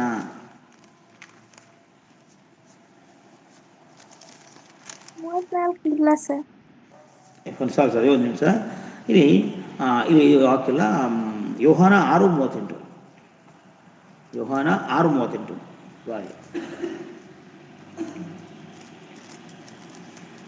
ನನ್ನ ಚಿತ್ತದಂತೆ ನಡೆಯುವುದಕ್ಕಾಗಿ ನಾನು ಬಂದಿಲ್ಲ, ನನ್ನನ್ನು ಕಳುಹಿಸಿದಾತನ ಚಿತ್ತವನ್ನು ನೆರವೇರಿಸುವುದಕ್ಕೆ ಪರಲೋಕದಿಂದ ಬಂದೆನು. ನೋಡಿ, ನನ್ನನ್ನು ಕಳುಹಿಸಿದಾತ ಯೇಸು ಕ್ರಿಸ್ತರು ಎಷ್ಟು ಅದ್ಭುತವಾಗಿ ಹೇಳ್ತಾರೆ. ನನ್ನ ಚಿತ್ತವನ್ನು ಪೂರೈಸ ಬಂದಿಲ್ಲ, ನನ್ನನ್ನು ಪರಲೋಕ ತಂದೆ ಕಳಿಸಿದ್ದಾನೆ. ಆತನ ಚಿತ್ತವನ್ನು ನಾನು ಪೂರೈಸೋಕ್ಕೆ ನಾನು ಪರಲೋಕದಿಂದ ಬಂದಿದ್ದೀನಿ ಅಂತ ಹೇಳ್ತಾರೆ. ಎಷ್ಟು ದೂರ ಇದೆ ಪರಲೋಕ. ನಿಮ್ಗೆ ಎಷ್ಟೇ ಏಳಿ ಹಾಕಿದ್ರು ಸಹ ನೀನು ಹತ್ತಕ್ಕಾಗಲ್ಲ ಮನುಷ್ಯನಾದವನು. ಅಷ್ಟು ದೂರದಿಂದ ಆ ದೇವರು ನಮ್ಮನ್ನು ಪ್ರೀತಿಸಿ ತನ್ನ ಮಗನನ್ನು ಕಳಿಸುವಾಗ ಯೇಸು ಕ್ರಿಸ್ತಂದರೆ ನಾನು ತಂದೆಯ ಕೆಲಸದ ನಿಮಿತ್ತವಾಗಿ ನಾನು ಬಂದಿದ್ದೀನಿ ಹೊರತು ಇನ್ಯಾವ ಒಂದು ವೈಯಕ್ತಿಕವಾಗಿ ನಾನು ಇಲ್ಲಿ ಜೀವಿಸ್ಬೇಕಂದ್ರೆ ನಾನು ಬಂದಿಲ್ಲ. ಈ ಭೂಮಿಯಲ್ಲಿ ಉಣ್ಣಬೇಕು, ತಿನ್ನಬೇಕು, ಕುಡಿಬೇಕು, ಈ ಲೋಕದಲ್ಲಿ ಏನೋ ಒಂದು ಮದುವೆ ಮಾಡ್ಕೊಳ್ಳಿ, ಯಾವುದಕ್ಕಾಗಿ ನಾನು ಬಂದಿಲ್ಲ. ನಾನು ತಂದೆಯ ಚಿತ್ತವನ್ನು, ನಾನು ತಂದೆಯ ಆಸೆಯನ್ನು ಪೂರೈಸೋಕೆ ನಾನು ಬಂದಿದ್ದೀನಿ ಅಂತ ಈ ಒಂದು ವಾಚನ ಮೂಲಕ ನಾವು ನೋಡ್ತಿರ್ತಾರೆ. ಅದರಿಂದ ದೇವ್ರ ಮಕ್ಕಳು ಆದರೆ ನಾವು ಏನು ಮಾಡ್ತಾ ಇದ್ದೀವಿ ನಾವು ನಮ್ಮಿಷ್ಟ ಅಂತ ಹೇಳ್ತಿದ್ರೆ ಹೇಳ್ತಾರೆ. ನನ್ನಿಷ್ಟ ಬಂದ ನಾನು ಜೀವಿಸ್ತೀನಿ. ನಾವು ತಂದೆ ತಾಯಿ ಚಿತ್ತವನ್ನು ನಾವು ಪೂರೈಸೋಕೆ ನಾವು ಬಂದಿದ್ದೀವ. ತಂದೆ ತಾಯಿ ಆಶೀರ್ವಾದನ ಖಂಡಿತ ನಾವು ಪೂರೈಸೋಕೆ ಸಂತೋಷ. ಆದರೆ ನಾವೆಲ್ಲರೂ ಒಂದು ಜವಾಬ್ದಾರಿ ಇದೆ ಏನಂದರೆ ನಾವು ದೇವರನ್ನ ಸಂತೋಷಪಡಿಸಬೇಕಾಗಿದೆ. ಯೇಸು ಕ್ರಿಸ್ತನ ಹೇಳುವಂಥ ಮಾತು ನೋಡಿದ್ರೆ, ನಾನು ದೇವರ ಚಿತ್ತವನ್ನು ಪೂರೈಸೋಕ್ಕೆ ನಾನು ಬಂದಿದ್ದೀನಿ. ಎಲ್ಲರೂ ದೇವರ ಚಿತ್ತಂದೆ ಬಂದಿದ್ದೀವಿ. ಯಾಕೆ ಸುವಾರ್ಥ ಸಾರಕ್ಕೆ ಬಂದಿದ್ದೀವಿ, ಅದನ್ನು ಬಿಟ್ಟು ನನ್ನ ಇಷ್ಟದಿಂದ ಬಂದಿದ್ದೀನಿ. ನೀನ್ಯಾರು ಅದನ್ನು ಕೇಳಿದೆ ಸರಿನಾ ಬರೇ? ಬರೀ ನಮ್ಮ ಕೋರಿಕೆಯನ್ನು ನಾವು ಬಯಸಿರೋದು ಸರಿನಾ? ಇಲ್ಲ ಬರೇ. ಯಾಕಂದರೆ ಇಲ್ಲಿ ಹೇಳ್ತದೆ ಇಬ್ರಿಯ 10ನೇದೆಯ 5ನೇ ವಚನ ನೋಡಿ. 10ನೇದೆಯ 5ನೇ ವಚನ.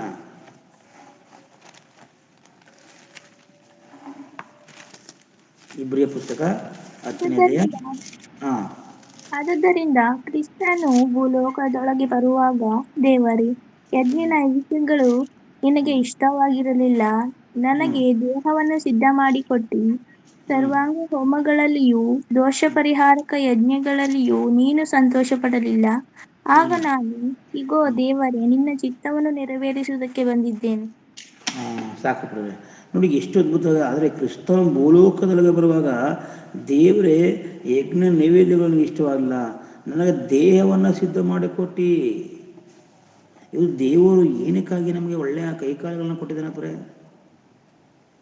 ನಮ್ಮನ್ನು ಅಂಗಲೈಕರಾಗಿ ಮಾಡಿದೆ, ನಮಗೆ ಯಾವುದೇ ರೀತಿ ಒಂದು ಕುರುಡರಾಗಿ ನಾವು ಮಾಡದೆ. ಏನಕ್ಕೆ ದೇವರು ನಮ್ಮನ್ನ ಒಂದು ಒಳ್ಳೆ ರೀತಿ ನಡೆಸಿದ್ರೆ ಅದನ್ನ ಕೆಲಸವನ್ನು ಮಾಡಬೇಕು. ಒಂದು ಮೂಗನ್ನು ಸುವಾರ್ಥ ಸರಕಾಗ್ತದೆ. ಅವನು ಕೈಕಾಲು ಬರದವನು ಹೋಗಿ ಸುವಾರ್ಥ ಸರಕಾಗ್ತದೆ. ಖಂಡಿತ ದೇವ್ರ ದೃಷ್ಟಿಯಲ್ಲಿ ಅವ್ರನ್ನ ದೇವರು ಕಾಪಾಡ್ತಾರೆ ಅವ್ರನ್ನ. ಆದರೆ ದೇವರು ನಿನಗೆ ಎಲ್ಲ ಒಂದು ದೇಹವನ್ನು ಸರಿಯಾಗಿ ಕೊಟ್ಟಿದ್ದಾನೆ ಅಂದರೆ ಅದು ದೇವ್ರಿಗಾಗಿ ಉಪಯೋಗಿಸೋದಪ್ರೆ. ಒಂದು ಒಳ್ಳೆಯ ಸ್ವರವನ್ನು ಕೊಟ್ಟಿದ್ದಾನೆ ಅಂದರೆ ದೇವ್ರನ್ನ ಆಡಿ ಮಹಿಮೆಪಡಿಸುವಂಥ ವಾಕ್ಯದ ಜ್ಞಾನವನ್ನು ನೀನು ಕೊಟ್ಟಿದ್ದಾನೆಂದರೆ ಅನೇಕರಿಗೆ ಸುವಾರ್ಥ ಸಾರುವಂಥ ದೇವ್ರ ಮಕ್ಕಳೇ. ಈ ದೇಹ ಅಂದರೆ ದೇವರಿಗೆ ಇಷ್ಟ. ನಮ್ಮ ದೇಹ ಅಂದರೆ ದೇವ್ರಿಗೆ ಇಷ್ಟಪಡೆ. ಯಾಕಂದರೆ ಈ ದೇಹದ ಮೂಲಕ ದೇವರನ್ನು ನಾವು ಮಹಿಮೆಪಡಿಸಬೇಕು. ಅದಕ್ಕೆ ಈ ದೇಹಕ್ಕೆ ಏನು ಬೇಕು, ರುಚಿ ರುಚಿ ಊಟ, ದೇಹ ಅಂದರೆ ನಿನಗೂ ಇಷ್ಟ. ಅದರಿಂದ ದೇವರಿಗೆ ಬೇಕಾದರೂ ನಿನಗೆ ನಿನ್ನ ದೇಹ ಬೇರೆ. ಈ ದೇಹವನ್ನು ನಾನು ಕಳೆದ ಭಾನುವಾರ ಮಾತಾಡ್ತೇನೆ ನಾನು ಚರ್ಚೆಯಲ್ಲಿದ್ದರೆ, ನಮ್ಮ ದೇಹವನ್ನು ಯೌವನ ದಿನಗಳಲ್ಲಿ ಎಲ್ಲೆಲ್ಲೋ ಕಳೆದುಬಿಟ್ಟು ದೇವರಿಗೆ ಬೇಕು, ನಮ್ಗೆ ಯೌವನ ದಿನ ಬೇಕು ಪ್ರೇ. ಯೌವನ ದಿನಗಳಲ್ಲಿ ನಾವು ದೇವರನ್ನ ಅಂಗೀಕಾರ ಮಾಡಬೇಕು, ಸುವಾರ್ತೆ ಸಾರಬೇಕು. ವಯಸ್ಸಾದ ಮೇಲೆ 60 ವರ್ಷ ಆದಮೇಲೆ ಹೋಗಕ್ಕಾಗ್ತದೆ ಪ್ರೇ. ಸಾರಿ, ಇಲ್ಲಿ ಕರೆಂಟ್ ಹೋಗ್ತು, ನಾನು ಹಾಗೆ ಮಾತಾಡ್ತೇನೆ. ಇಲ್ಲಿ ನೋಡುವಾಗ ಇಲ್ಲಿ ದೇವರ ಮಾತನ್ನ ಪ್ರೇ, ದೇವರ ಮಾತನ್ನ ನಾವು ಯೌವನಸ್ಥರಾಗಿದ್ದಾಗ ನಾವು ಜೀವಿಸ್ಬೇಕು ಪ್ರೇ. ಯೌವನದಲ್ಲೇ ದೇವರ ಸೇವೆ ಮಾಡಬೇಕು. ಅದಕ್ಕೆ ಯೌವನದಲ್ಲೇ ನಗುವನ್ನು ಹೊರುವುದು ಲೇಸು ಅಂತ ಹೇಳ್ತಾರೆ ಪ್ರೇ. ಯಾಕಂದರೆ ಈ ಯೌವನಸ್ಥರಾಗಿದ್ದಾಗ ನಾವು ಹೆಚ್ಚಾಗಿ ಬಲಶಾಲಿಗಳಾಗಿರ್ತೀವಿ ಪ್ರೇ. ಅನೇಕರು ಆ ಯೌವನದಲ್ಲಿ ನಾವು ಇರುವಾಗ ಕರೆಕ್ಟಾಗಿದ್ದಾಗ ಅನೇಕರು ದೇವ್ರ ಮಾತುಗಳು ಕೇಳ್ತಾರೆ ಪ್ರೇ. ಎಲ್ಲವನ್ನ ಯೌವನವನ್ನು ಎಲ್ಲೆಲ್ಲೋ ನಾವು ಕಳೆದುಬಿಟ್ಟು, ನಾನು 60 ವರ್ಷ ಆದಮೇಲೆ ನಾನು ಸುವಾರ್ತೆ ಹೇಳ್ತೀನಿ, 60 ವರ್ಷ ಆದಮೇಲೆ ನಾನು ದೇವ್ರ ಸೇವೆ ಮಾಡ್ತಿದ್ರೆ ಆಡಕ್ಕಾಗದ ಪ್ರೇ. 70 ವರ್ಷ 80 ವರ್ಷ ಆದ್ರೆ ನೀನು ಬಸ್ ಕತ್ತಕ್ಕಾಗ್ತದ? ಎಲ್ಲರೂ ಒಂದು ಕೂಟಕ್ಕೆ ನೀನು ಹೋಗಕ್ಕಾಗ್ತದ? ನಿನ್ನ ಸ್ಥಳದಲ್ಲೇ ನೀನು ದೇವರನ್ನ ಮೈಪಡಿಸೋಕೆ ಹೊರತು ಯಾರಿಗೂ ಸುವಾರ್ತೆ ಸಾರೋಂಥ ಚಾನ್ಸ್ ಸಿಗಲ್ಲ ಪ್ರೇ. ಆದರೆ ಈಗ ಯೌವನ ಮಕ್ಕಳು, ಎಷ್ಟೋ ಯೌವನ ಮಕ್ಕಳಿದ್ದಾರೆ ಪ್ರಿಯ ದೇವ್ರ ಮಕ್ಕಳು. ಈ ಸಂದರ್ಭದಲ್ಲಿ ನೀವು ನಿಮ್ಮ ದೇಹವನ್ನು ದೇವರಿಗೆ ನೀವು ಕೊಡಬೇಕು. ದೇವರು ಇಷ್ಟವಾಗಿ ನಡೆಕೊಳ್ಬೇಕು. ಆಗ ದೇವರು ಖಂಡಿತವಾಗಿ ಮಾಡ್ತಾನೆ, ನಿನ್ನ ಯೌವನ ದಿನವನ್ನು ದೇವರಿಗೆ ಸಮರ್ಪಿಸಿದಾಗ ದೇವರು ಖಂಡಿತವಾಗಿ ಏನು ಮಾಡ್ತಾನೆ, ಸಂತೋಷ ಪಡ್ತಾನೆ ಪ್ರೇ. ಅದಕ್ಕೆ ದೇವರು ಹೇಳ್ತಾರೆ, ಆ ಭೂಲೋಕದಲ್ಲಿ ಬರುವಾಗ ಏನು ಮಾಡ್ತಂತೆ ದೇವರು, ಅಲ್ಲಿ ಮಹಿಮೆಪಡಿಸ್ತಂತಪ್ಪ ದೇವ್ರನ್ನ. ದೇವರು ನಮಗೆ ದೇಹವನ್ನು ಕೊಟ್ಟಿದ್ದಾನೆ ಪ್ರೇ. ಯಾಕಂದರೆ ಆತನ ಚಿತ್ತವನ್ನು ನೆರವೇರಿಸ್ಬೇಕಂತ ಪ್ರೇ. ಆದರೆ ಈಗ ದೇಹ ಪಾಪದ ಕೆಲಸ ಮಾಡ್ತದೆ ಪ್ರೇ. ನಮ್ಮ ದೇಹಗಳು ಈ ಭೂಮಿ ನೋಡಿ ಪ್ರೇ, ಬಹುತೇಕ ಜನರ ದೇಹಗಳು ಪಾಪದ ಕೆಲಸಗಳು ಮಾಡ್ತದೆ ಪ್ರೇ. ಪಾಪದ ಕೆಲಸವನ್ನು ಮಾಡಿದೆ. ಕರೆಂಟ್ ಬಂತು ಪ್ರೇ, ದೇವ್ರ ನಮಗೆ ಸ್ತೋತ್ರ. ಇಲ್ಲಿ ನೋಡುವಾಗ ದೇವರು ಅನೇಕ ಸಾರಿ ಪ್ರೇ ಇಲ್ಲಿ ನಮಗೆ ದೇಹವನ್ನು ಕೊಟ್ಟಿದ್ದಾರೆ. ಯಾಕಂದರೆ ನಾವು ದೇವರ ಕೆಲಸವನ್ನು ಮಾಡಬೇಕಂತ ಇಲ್ಲಿ. ಆದರೆ ಎಲ್ಲರೂ ಈ ಒಂದು ದೇಹದ ನಿಮಿತ್ತ ಪಾಪದ ಗುಲಾಮರಾಗಿದ್ದಾರೆ ಪ್ರೇ. ಆದರೆ ದೇವರು ತಾಯಿಯ ಗರ್ಭದಲ್ಲಿ ಎಲ್ಲವನ್ನು ಮಾಡಿ ನಿನ್ನನ್ನು ಈ ಭೂಮಿ ಕಳಿಸಿನ ಗೊತ್ತಾ? ನಿನ್ನ ಕುರಿತು ದೇವರು ಬರೆದುಕೊಂಡಿದ್ದಾರೆ ಪ್ರೇ. ನಿನ್ನನ್ನು ಕುರಿತು, ನನ್ನನ್ನು ಕುರಿತು ದೇವರು ಬರೆದುಕೊಂಡಿದ್ದಾರೆ. 139ನೇ ಕೀರ್ತನೆ 16ನೇ ವಚನ ಓದಿ ಪ್ರೇ. ಎಲ್ಲ ದಿನಗಳನ್ನು ದೇವರು ಬರ್ಕೊಂಡಿದ್ದಾರೆ ಪ್ರೇ. ನೀನು ಹೀಗೆ ಜೀವಿಸ್ಬೇಕಂತ ಪ್ರೇ. 139ನೇ ಕೀರ್ತನೆ 16ನೇ ವಚನವನ್ನು ನಾನು ಓದೋಣ ಪ್ರೇ. ನಾನು ಸ್ವಲ್ಪ ಸಮಯ ಮುಗಿಸ್ತೇನೆ. ನಾನು ಇನ್ನೂ ಕೇವಲ ಪಿಂಡವಾಗಿರುವಾಗ ನಿನ್ನ ಕಣ್ಣುಗಳು ನನ್ನನ್ನು ನೋಡಿದವು. ನನ್ನ ಆಯುಷ್ಕಾಲದ ಪ್ರಥಮ ದಿನವು ಪ್ರಾರಂಭವಾಗುವ ಮೊದಲೇ ಅದರ ಎಲ್ಲಾ ದಿನಗಳು ನಿನ್ನ ಪುಸ್ತಕದಲ್ಲಿ ಬರೆಯಲ್ಪಟ್ಟವು. ನೋಡಿ ಪ್ರೇ, ಎಲ್ಲ ದಿನಗಳು ನೀನು ತಾಯಿ ಗರ್ಭದಲ್ಲಿ ಪಿಂಡವಾಗಿರುವಾಗ ದೇವ್ರು ನಿಮ್ಮನ್ನ ನೋಡ್ತಂತೆ ನಿಮ್ಮನ್ನ. ಎಷ್ಟು ನಾವು ಭಾಗ್ಯವಂತರು ಪ್ರೇ. ಅಲ್ಲಿ ಹೇಳಿದ್ರೆ ಅಲ್ಲಿ ದೇವರು ಎಲ್ಲ ದಿನಗಳನ್ನು ಪುಸ್ತಕ ಬರೆದಿದೆ. ದೇವರ ಚಿತ್ರದಂತೆ ಕೈಕಾಲು ಕಣ್ಣುಗಳು ಬಂದಿದೆ ನಮಗೆ. ದೇವರ ಚಿತ್ರ ಎಲ್ಲವೂ ಸರಿ ದೇವ್ರ ಸಿದ್ಧ ಮಾಡ್ಕೊಳ್ತೇನೆ. ಮೊದಲು ಕಣ್ಣಿಲ್ಲ ಅಂತ ಹೇಳಿದ್ರಿ, ಅವ್ರಿಗೆ ಕೆಲಸ ಇಲ್ಲ ಅಂತವ್ರೆ. ಕೈಕಾಲಿಲ್ಲ ಅಂತ ಹೇಳಿ ಅವ್ರಿಗೆ ದೇವ್ರ ಕೆಲಸ ಇಲ್ಲ. ಆದರೆ ನಿಮಗೆ ಎಲ್ಲವನ್ನು ಕೊಟ್ಟಿನಂದ್ರೆ ಪ್ರೇ, ಅವರು ದೇವ್ರದ್ದು, ಅವರು ನಿಜವಾಗ್ಲೂ ಕಣ್ಣಿಲ್ಲದವರು, ಕೈಯಿಲ್ಲದವರು, ಅವ್ರದ್ದು ಅದೃಷ್ಟವಂತರು ಪ್ರೇ. ಅವ್ರಿಗೆ ದೇವ್ರ ಕೆಲಸ ಕೊಡಲ್ಪಟ್ಟಿಲ್ಲ. ಆದರೆ ನಿನಗೆ ನನಗೆ ಈ ದೇವರ ಕೆಲಸ ಕೊಡಿದರೆ ನಾವೆಷ್ಟು ಭಾಗ್ಯಶಾಲಿಗಳು ಪ್ರೇ. ನಾವು ಕಣ್ಣಿಂದ ಬರೀ ಅವರು ಎಷ್ಟೊಂದು ದೇವರು ಒಂದು ಕಣ್ಣೀರು ದುಃಖ ಪಡ್ತಾ ಇದ್ದಾರೆ ಪ್ರೇ. ಇವತ್ತು ಅನೇಕರು ಹ್ಯಾಂಡಿಕ್ಯಾಪ್ಟ್ಗಳು ಸುವಾರ್ತೆ ಹೇಳ್ತಾ ಇದ್ದಾರೆ ಪ್ರೇ. ಆದರೆ ನಮಗೆಲ್ಲ ಎತ್ಕೊಂಡು ಸುವಾರ್ತೆ ಸಾರ್ಧನೆ ದೇವರನ್ನು ದುಃಖ ಪಡಿಸ್ತದೆ ಪ್ರೇ. ಈಗ ನಿಮ್ಮ ಮಗನಿಗೆ ಸ್ಕೂಲ್ ಹೋಗೋದಕ್ಕೆ ಏನು ಮಾಡ್ತೀವಿ, ಸೈಕಲ್ ತಿಳ್ಕೊಟ್ರೆ ಇವನು ಹೋದರೆ ಎಷ್ಟು ಖುಷಿ ಅವನಿಗೆ ಪ್ರೇ. ಈಗ ಸೈಕಲ್ ತೊಗೊಡ್ತೀರಿ, ಬುಕ್ಸ್ ತಗೊಡ್ತೀರಿ, ಫೀಸ್ ಕಟ್ತೀರಿ. ಇವನು ಒಂದು ವೇಳೆ ಇಷ್ಟೆಲ್ಲ ಮಾಡಿದ್ರು ಸರ್ ನಾನು ಸ್ಕೂಲ್ಗೆ ಹೋಗಲ್ಲ ಅಂದಾಗ ಎಷ್ಟು ದುಃಖ ಆಗ್ತದೆ ಪ್ರೇ. ಒಳ್ಳೆ ಸ್ಕೂಲ್ ಸೇರಿಸಿದ್ರಿ, ಕಾಸ್ಟ್ಲಿ ಸೈಕಲ್ ತೊಗೊಂಡಿದ್ದೀರಾ, ದಿನನಿತ್ಯ ಒಳ್ಳೆ ತಿಂಡಿ ತಿನ್ನಿಸ್ತಾ ಇದ್ದೀರಾ, ಎಲ್ಲವನ್ನು ತಗೊಳ್ಬಿಟ್ಟು ನಾನು ಸ್ಕೂಲ್ಗೆ ಹೋಗಲ್ಲ ಅಂತ ಮನೇಲಿ ಕೂತ್ಕೊಂಡ್ರೆ ಈ ತಂದೆ ತಾಯಿಗಳಿಗೆ ಹೆಂಗೆ ಆಗೋದು ಪ್ರೇ. ಅದೇ ಥರ ದೇವರು ದುಃಖ ಪಡ್ತಾರೆ ಅದರಿಂದ ಇಲ್ಲಿ ನೋಡುವಾಗ ಅನೇಕರು ದೇವರ ನಮ್ಮ ಕೂದಲು ಸಹ ಲೆಕ್ಕವಾಗಿದೆ ಅಂತ ಯಾರು ತಲೆ ಕೂದಲ ಲೆಕ್ಕ ಮಾಡ್ತಾರೆ ಮತ್ತು 17-38 ವರ್ಷದಲ್ಲಿ ಎಲ್ಲ ತಲೆ ಕೂದಲು ಸಹ ಏನಾಗಿದೆ ಲೆಕ್ಕವಾಗಿದೆ ಅಂತ ಅದ್ಭುತವಾದ ರೀತಿಯಲ್ಲಿ ದೇವರು ನಮ್ಮನ್ನು ಸೃಷ್ಟಿ ಮಾಡಿದ್ದಾನೆ ದೇವ್ರ ಮಕ್ಕಳೇ. ಅದರಿಂದ ನಮ್ಮ ದೇಹವನ್ನು ನಮ್ಮ ಇಷ್ಟದ ಪ್ರಕಾರ ನಾವು ಬಿಡಬಾರ್ದು ದೇವರ ಚಿತ್ತಕ್ಕೆ ನಮ್ಮ ದೇಹ ನಾವು ಶತ್ರು ಯಾರಾದರೆ ಸೈತಾನಲ್ಲ ನಮ್ಮ ದೇಹವೇ ನಮಗೆ ಶತ್ರು. ದೇಹನೇ ಆಯಾಸ ಬರೋದು, ದೇಹಕ್ಕೆ ಬೇಕಾದಂಥ ನಾವು ಪೋಷಿಸುವಂಥದ್ದು, ಇದು ಭಯಂಕರವಾದ ಶತ್ರು ದೇವರಿಗೆ ನಮ್ಮ ವಿಷಯದಲ್ಲಿ ಸಂತೋಷತೆಗೆ ಅದಕ್ಕೆ ದೇವರನ್ನೇ ಒಂದು ವೇಳೆ ಬೆಂಕಿ ಕೆರೆ ಹಾಕಿದ್ರೆ ನಮ್ಮ ದೇಹವನ್ನು ಸರಿಯಾಗಿ ನಾವು ಇಟ್ಟುಕೊಳ್ಳಿಲ್ಲ ಅಂದರೆ ಒಂದು ದಿನ ದೇವರು ಬೆಂಕಿ ಕೆರೆ ಹಾಕ್ತಾನೆ ಯೇಸುವನ್ನು ತಿಳಿದುಕೊಳ್ಳೋದು ಬರೀ ಈ ಲೋಕದ ಆಸೆಗಲ್ಲ ಯೇಸುವನ್ನು ನಂಬು ನಮ್ಗೆ ಏನೋ ಸಿಗ್ತದೆ ಅಂದಕ್ಕೋಸ್ಕರಲ್ಲ ನಾವು ದೇವರ ಎಲ್ಲರೂ ಸಹ ಲೋಕದ ಬಗ್ಗೆ ಚಿತ್ತ, ಆದರೆ ನಾವು ದೇವರನ್ನ ಸಂತೋಷ ಪಡುವ ರೀತಿಯಲ್ಲಿ ಇರಬೇಕು ದೇವರನ್ನ ಸಂತೋಷ ಪಡುವಂಥ ರೀತಿಯಲ್ಲಿ ನಾವಿರ್ಬೇಕಾದ್ರೆ ರೋಮ 6:13 ಹೇಳ್ತಿದ್ರೆ ರೋಮಾಪುರದ ಬರೋದ ಪತ್ರಕ್ಕೆ 6:13 ಏನಂತ ಹೇಳ್ತೇವೆ ನೋಡ್ರಿ. ರೋಮ 6:13 ಇದು ಮಾತ್ರವಲ್ಲದೆ ನೀವು ನಿಮ್ಮ ಅಂಗಗಳನ್ನು ಪಾಪಕ್ಕೆ ಒಪ್ಪಿಸುವವರಾಗಿದ್ದು ದುಷ್ಟತ್ವವನ್ನು ನಡೆಸುವ ಸಾಧನಗಳಾಗ ಮಾಡಬೇಡಿರಿ. ಆದರೆ ಸತ್ತವರೊಳಗಿಂದ ಜೀವಂತರಾಗಿ ಇರಲಾಗಿ ನಿಮ್ಮನ್ನು ದೇವರಿಗೆ ಒಪ್ಪಿಸಿಕೊಟ್ಟು ನಿಮ್ಮ ಅಂಗಗಳನ್ನು ನೀತಿ ಕೃತ್ಯಗಳನ್ನು ನಡೆಸುವ ಸಾಧನಗಳಾಗಿ ಆತನಿಗೆ ಅರ್ಪಿಸಿರಿ.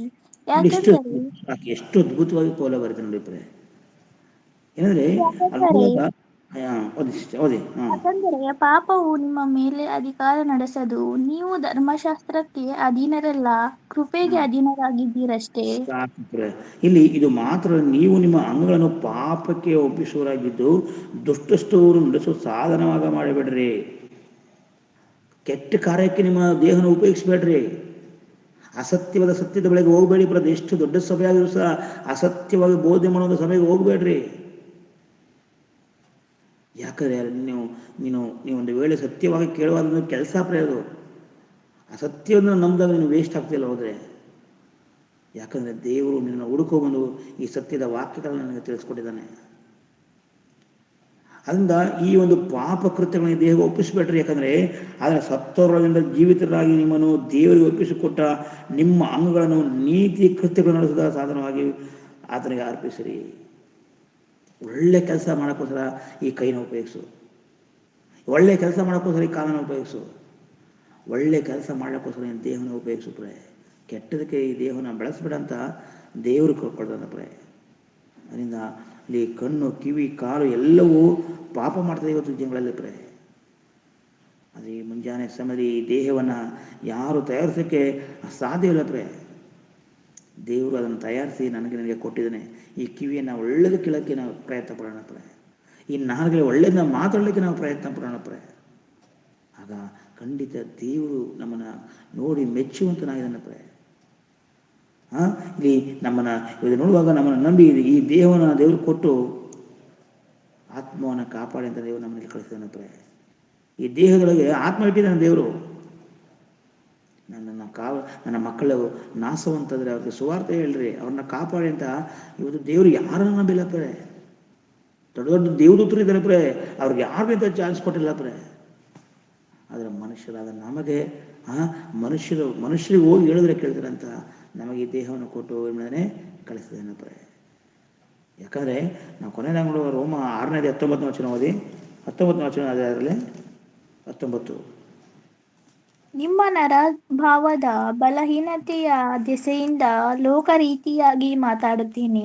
ಅಧರ್ಮ ಮಾಡುವುದಕ್ಕಾಗಿ ನಿಮ್ಮ ಅಂಗಗಳನ್ನು ಬಂಡತನಕ್ಕೂ ಅಧರ್ಮಕ್ಕೂ ದಾಸರನ್ನಾಗಿ ಒಪ್ಪಿಸಿಕೊಡದಂತೆಯೇ ಈಗ ಪರಿಶುದ್ಧರಾಗುವುದಕ್ಕಾಗಿ ನಿಮ್ಮ ಅಂಗಗಳನ್ನು ನೀತಿಗೆ ದಾಸರನ್ನಾಗಿ ಒಪ್ಪಿಸಿಕೊಡಿರಿ. ನೀವು ಪಾಪ ಎಷ್ಟು ಅದ್ಭುತವಾಗಿ ಪೌಲ ಹೇಳ್ತಾನೆ ನರಭಾವದ ಬಲಹೀನತೆಯ ದೆಸೆಯಿಂದ ಲೋಕ ರೀತಿಯಾಗಿ ಮಾತಾಡ್ತೀನಿ. ಅಧರ್ಮ ಮಾಡೋದಕ್ಕಾಗಿ ನಿಮ್ಮ ಅಂಗಗಳನ್ನು ಬಂಡುತನಕ್ಕೆ ಅಧರ್ಮಕ್ಕೂ ದಾಸರಾಗಿ ಒಪ್ಪಿಸಿಕೊಳ್ಳದಂತೆ ಈಗ ಪರಿಶುದ್ಧರಾಗುವುದಕ್ಕಾಗಿ ನಿಮ್ಮ ಅಂಗಗಳನ್ನು ನೀತಿಗೆ ದಾಸನಾಗಿ ಒಪ್ಪಿಸಿಕೊಡ್ರಿ. ಎಷ್ಟು ಅದ್ಭುತವಾಗಿಲ್ಲ ಇಲ್ಲಿ ತನಕ ನಿಮ್ಮ ದೇಹಗಳನ್ನು ಇಷ್ಟ ಬಂದಾಗೆ ನಾವು ಜೀವಿಸಬಹುದು ಇನ್ಮೇಲೆ ಬೇಡ ಯಾಕಂದರೆ ಇಲ್ಲಾಂದರೆ ಮರಣ ಬರ್ತದೆ ಪ್ರೇ. ಈ ದೇಹವನ್ನದಲ್ಲಿ ನಾವು ಕೆಟ್ಟದಾಗಿ ನಡ್ಕೊಂಡ್ರೆ ಮರಣ ಬರ್ತದೆ, ನಾನು ನರಕಕ್ಕೆ ಹೋಗ್ತೀವಿ ಪ್ರೇ. ಆದ್ದರಿಂದ ನಮ್ಮ ಅಂಗಗಳನ್ನು ದೇವರನ್ನು ಸಂತೋಷಪಡಿಸಬೇಕು. ನಮ್ಮ ಅಂಗಗಳ ಮೂಲಕ, ನಮ್ಮ ನಾಲಿಗೆ ಮೂಲಕ ದೇವರನ್ನು ನಾವು ಸಂತೋಷಪಡಿಸ್ಬೇಕು ಪ್ರೇ. ಆಗ ದೇವರಿಗೆ ಸಂತೋಷ ಪ್ರೇ. ಆಗ ದೇವರು ಪರಲೋಕ ನಮಗೆ, ನಮ್ಮ ದೇಹಕ್ಕೆ ನಿಜವಾಗ್ಲೂ ನಾವು ಪರಲೋಕಕ್ಕೆ ನಾವು ಹೋಗ್ತೀವಿ ಪ್ರೇ. ಸಂತೋಷವಾಗಿ ಆ ಸ್ಥಳದಲ್ಲಿ ನಾವು ಇರ್ತೀವಿ. ಅದನ್ನು ದೇವರ ಕೆಲಸವನ್ನು ನಾವು ಮಾಡೋಣ ಪ್ರೇ. ಇರುವಂಥ ಕಾಲ ನಾವು ದೇವರಿಗೋಸ್ಕರ ಬದುಕೋಣ. ನಮ್ಮ ಕೈಲಿ ಎಷ್ಟು ಆಯ್ತದೋ ಅಷ್ಟು ನಾವು ದೇವ್ರ ಕೆಲಸನ ನಾವು ಮಾಡೋಣ ಪ್ರೇ. ಏನಂದ್ರೆ ಬೆಳಗಿಂದ ರಾತ್ರಿ ಹೊಂಟು ದೇವ್ರ ಕೆಲಸ ಮಾಡಿ ಅಂತ ದೇವ್ರು ಹೇಳ್ತಾರೆ. ಆದರೆ ನಿಮ್ಮ ಕೆಲಸಗಳನ್ನು ಮಾಡಿರಿ, ಆದರೆ ಹೆಚ್ಚಾಗಿ ನನಗೆ ಪ್ರಾಧಾನ್ಯತೆ ಕೊಡ್ರಿ. ಯಾವ ಕೆಲಸ ಮಾಡಿದ್ರು ಸಹ ನೀವು ನಂಬಿಗಸ್ತರಾಗಿ ನೀವು ಮಾಡಿರಿ. ಯೋಶೋಬನು ನಂಬಿಗಸ್ತನಾಗಿದ್ದನು ಪ್ರೇ. ದಾನಿಯೇಲನು ನಂಬಿಗಸ್ತನಾಗಿದ್ದರು, ಮೋಸಸ್ ನಂಬಿಗಸ್ತರಾಗಿದ್ದರು. ಇವರೆಲ್ಲರ ಹೆಸರು ಈ ಒಂದು ಇತಿಹಾಸದಲ್ಲಿ, ಈ ಬೈಬಲಲ್ಲಿ ಬರೆಯಲ್ಪಡ್ತು ಪ್ರೇ. ಆದರೆ ಎಷ್ಟು ಜನರಿಗೆ ಎಷ್ಟು ಕಾರ್ಯಗಳನ್ನು ಮಾಡೋದು ಸಹ, ಎಷ್ಟು ಉಪಕಾರಗಳನ್ನು ಮಾಡೋದು ಸಹ ಇಸ್ರಾಯೇಲರು ದೇವರನ್ನ ಮರೆತು ಸಂತೋಷವಾಗಿ ಜೀವಿಸಿ ಎಲ್ಲರೂ ಸರ್ವನಾಶವಾದರು ಪ್ರೇ. ಯಾರೆಲ್ಲ ಸಂತೋಷವಾಗಿ ದೇವರನ್ನ ಮೆಚ್ಚಿಸಿರೋ ಅವರ ಹೆಸರು ಜೀವವಾದರ ಪಟ್ಟಿಗೆ ಬರೆಯಲ್ಪಡದಂತೆ ಪ್ರೇ. ಎಲ್ಲರೂ ಸಹ ಯೇಸು ಕ್ರಿಸ್ತನ ಬರೋಣಕ್ಕೆ ಸಿದ್ಧವಾಗಿ ದೇವ್ರ ಮಕ್ಕಳೇ, ಅವರೆಲ್ಲರೂ ಸಹ ಪರದೇಶದಲ್ಲಿ ಅವರು ವೆಯ್ಟ್ ಮಾಡ್ತಾರೆ. ದೇವ್ರ ಮಕ್ಕಳೇ, ನಾವು ಯಾವಾಗ ಕ್ರಿಸ್ತನ ಬರ್ತಾನೆ, ಯಾವಾಗ ನಾವು ಪರಲೋಕದಲ್ಲಿ ದೇವರನ್ನು ನೋಡ್ತೀವಿ ಅಂತ ಎಲ್ಲರೂ ವೆಯ್ಟ್ ಮಾಡ್ತಾರೆ ಪ್ರೇ. ಆ ಸಂತೋಷದಲ್ಲಿ ನಾವು ಈ ಭೂಮಿಯಲ್ಲಿ ಜೀವಿಸಿ ದೇವರ ಕೆಲಸವನ್ನು ಮಾಡುತ್ತಾ ದೇವರನ್ನು ಪಡಿಸೋಣ. ಖಂಡಿತ ನೀವೆಲ್ಲರೂ ಸಂತೋಷಪಡ್ತೀರಿ ಅಂತ ನಾನು ಅಭಯವನ್ನು ಕೊಡ್ತಾ, ದೇವರ ಈ ವಾಕ್ಯದ ಮೂಲಕ ನನ್ನನ್ನು ನಿಮ್ಮನ್ನು ಆಸ್ವಸ್ತು ಅಂತ ಹೇಳ್ತಾ ನಾವು ಕೊನೆಯದಾಗಿ ಪ್ರಾರ್ಥನೆ ಮಾಡಿ ಈ ಒಂದು ಕಾರ್ಯಕ್ರಮವನ್ನು ಮುಗಿಸ್ಲಿಕ್ಕೆ ನಾವು ಪ್ರಯತ್ನ ಮಾಡೋಣ. ನಾವೆಲ್ಲರೂ ಕಣ್ಣುಗಳು ಮುಚ್ಚೋಣ ಪ್ರೇ. ನಮ್ಮನ್ನು ಬಹಳವಾಗಿ ಪ್ರೀತಿಸಿದ ಪರಲೋಕ ತಂದೆ, ಪರಿಶುದ್ಧವಾದ ನಾಮಕ್ಕಾಗಿ ನಿಮಗೆ ವಂದನೆಗಳು, ಸ್ತೋತ್ರಗಳಪ್ಪ ತಂದೆ. ಮತ್ತೊಂದು ಆವತ್ತಿಂಥ ಸಮಯವನ್ನು ದೇವರನ್ನ ಒಟ್ಟಿಗೆ ಒದಗಿಸ್ಕೊಡೋದಕ್ಕಾಗಿ ಸ್ತೋತ್ರ. ಸ್ವಲ್ಪ ಸಮಯ ನಿನ್ನ ಮಾತುಗಳನ್ನು ಕರ್ತ ನಿನ್ನ ಮಕ್ಕಳಿಗೆ ತಿಳಿಸ್ಲಿಕ್ಕೆ ನಿನ್ನ ಕೊಟ್ಟಂಥ ಕೃಪೆಗಾಗಿ ನಿಮಗೆ ವಂದನೆಗಳಪ್ಪ. ಇದುವರೆಗೂ ದೇವರೇ, ಪವಿತ್ರ ಆತ್ಮ ಸಹಾಯದ ಮೂಲಕವಾಗಿ ದೇವರನ್ನ ಸಂತೋಷಪಡಿಸುವುದು ಹೇಗೆ ಎಂಬ ಒಂದು ವಿಷಯದ ಕುರಿತು ತಂದೆ ಸ್ವಲ್ಪ ಸಮಯ ನಿಮ್ಮ ಮಕ್ಕಳಿಗೆ ಹಂಚಿಕೊಳ್ಳಿಕ್ಕೆ ಕೊಟ್ಟದ ಕೃಪೆಗಾಗಿ ಸ್ತೋತ್ರ. ಯಾರೆಲ್ಲ ಈ ಮಾತುಗಳನ್ನ ಕೇಳಿದರೆ ದೇವರೇ, ಅವರೆಲ್ಲರನ್ನ ದೇವರೇ ಹೆಚ್ಚಾಗಿ ದೇವರೇ ಇವರ ದೇಹದ ಮೂಲಕ ದೇವರನ್ನೇ ಮೆಚ್ಚಿಸುವಂಥ, ದೇವರನ್ನೇ ಸಂತೋಷಪಡಿಸುವಂಥ ಮಕ್ಕಳಾಗಿ ಮಾರ್ಪಡಿಸ್ತೀರ ಅಂದ್ರೆ ನಂಬ್ತೀನಪ್ಪ ದೇವರೇ. ತಂದೆ, ಪ್ರತಿನಿತ್ಯ ದೇವರ ವಾಕ್ಯನ ಕೊಡುವಂಥ ಪ್ರತಿಯೊಂದು ಮಕ್ಕಳಿಗಾಗಿ ಪ್ರಾರ್ಥಿಸ್ತೀನಿ. ರಾಮಸಾರಿಗೋಸ್ಕರ, ದೇವರ ಸೇವೆಗೋಸ್ಕರ ತಂದೆ, 5 ದಿನದ ಸೆಮಿನರಿಗೋಸ್ಕರ ಪ್ರಾರ್ಥಿಸ್ತೀನಪ್ಪ. ಅದಕ್ಕೆ ಬೇಕಾದ ಎಲ್ಲ ಖರ್ಚು ವೆಚ್ಚಗಳನ್ನು ದೇವರೇ ನೀನು ಒದಗಿಸ್ಕೊಡ್ತೀನಿ ನಾನು ನಂಬುತ್ತೀಯಪ್ಪ ದೇವರೇ. ಸ್ವಾಮಿ, ನಿನ್ನ ಮಗನ ಸೇವೆಯನ್ನು ಮಾಡಲಿಕ್ಕೆ ಪ್ರಯತ್ನ ಪಡುವಾಗ ದೇವರೇ ಎಲ್ಲ ಮೇಲೂ ನೀನು ಉಂಟು ಮಾಡಿ ನಡೆಸಪ್ಪ. ಅವರ ಜೊತೆ ಸೇವೆ ಮಾಡುವಾಗ ಎಲ್ಲರನ್ನ ದೇವರನ್ನ ಒಪ್ಪಿಸ್ಕೊಡ್ತೀನಪ್ಪ ತಂದೆ. ಆದ ದೇವರೇ, ಆ ದಿನದಲ್ಲಿ ಅದ್ಭುತವಾದ ರೀತಿಯಲ್ಲಿ ಆ ಕೂಟ ನಡೆದು ದೇವರೇ ಅನೇಕರಿಗೆ ಅದು ಆಶೀರ್ವಾದಕರವಾಗಿರಲಿಪ್ಪ ದೇವರೇ. ಅಪ್ಪ ಕರ್ತನೆ, ದಿನನಿತ್ಯ ದೇವರ ವಾಕ್ಯನ ಕೊಡುವಂಥ ದೇವರೇ, ಆ ಮನುಜಿಗೋಸ್ಕರ ಪ್ರಾರ್ಥಿಸ್ತೀನಿ. ಅಂಜಣ್ಣನಿಗೋಸ್ಕರ ದೇವರೇ, ಅದೇ ರೀತಿ ಇಮಾನುವೇಲನಿಗೋಸ್ಕರ, ವಿಲ್ಸನ್ಗೋಸ್ಕರ ದೇವರೇ, ಅದೇ ರೀತಿ ನವೀನ್ಗೋಸ್ಕರ ದೇವರೇ, ಮತ್ತು ಅಪ್ಪ ಗಂಗರಾಜರಿಗೋಸ್ಕರ ಪ್ರಾರ್ಥಿಸ್ತೀನಪ್ಪ. ಪ್ರತಿಯೊಬ್ಬರನ್ನ ದೇವರೇ, ನಿಮ್ಮ ಅನೇಕ ಮಕ್ಕಳು ಸಹ ದೇವರ ವಾಕ್ಯಗಳ ಕೊಡ್ತಾರೆ. ಇದರ ಮೂಲಕ ಈ ಸೇವೆ ಇನ್ನೂ ಅಭಿವೃದ್ಧಿಯಾಗಿ ಮನೆಗಳಲ್ಲಿ ದೇವರೇ ಈ ಸತ್ಯ ಸುವಾರ್ತೆ ಸಾರಲ್ಪಡಲಪ್ಪ ದೇವರೇ. ಹೇಗೋ ನಮ್ಮ ಕೊಟ್ಟಂಥ ಈ ಒಳ್ಳೆಯ ಅವಕಾಶಕ್ಕಾಗಿ ನಿಮಗೆ ಸ್ತೋತ್ರಪ್ಪ ದೇವರೇ.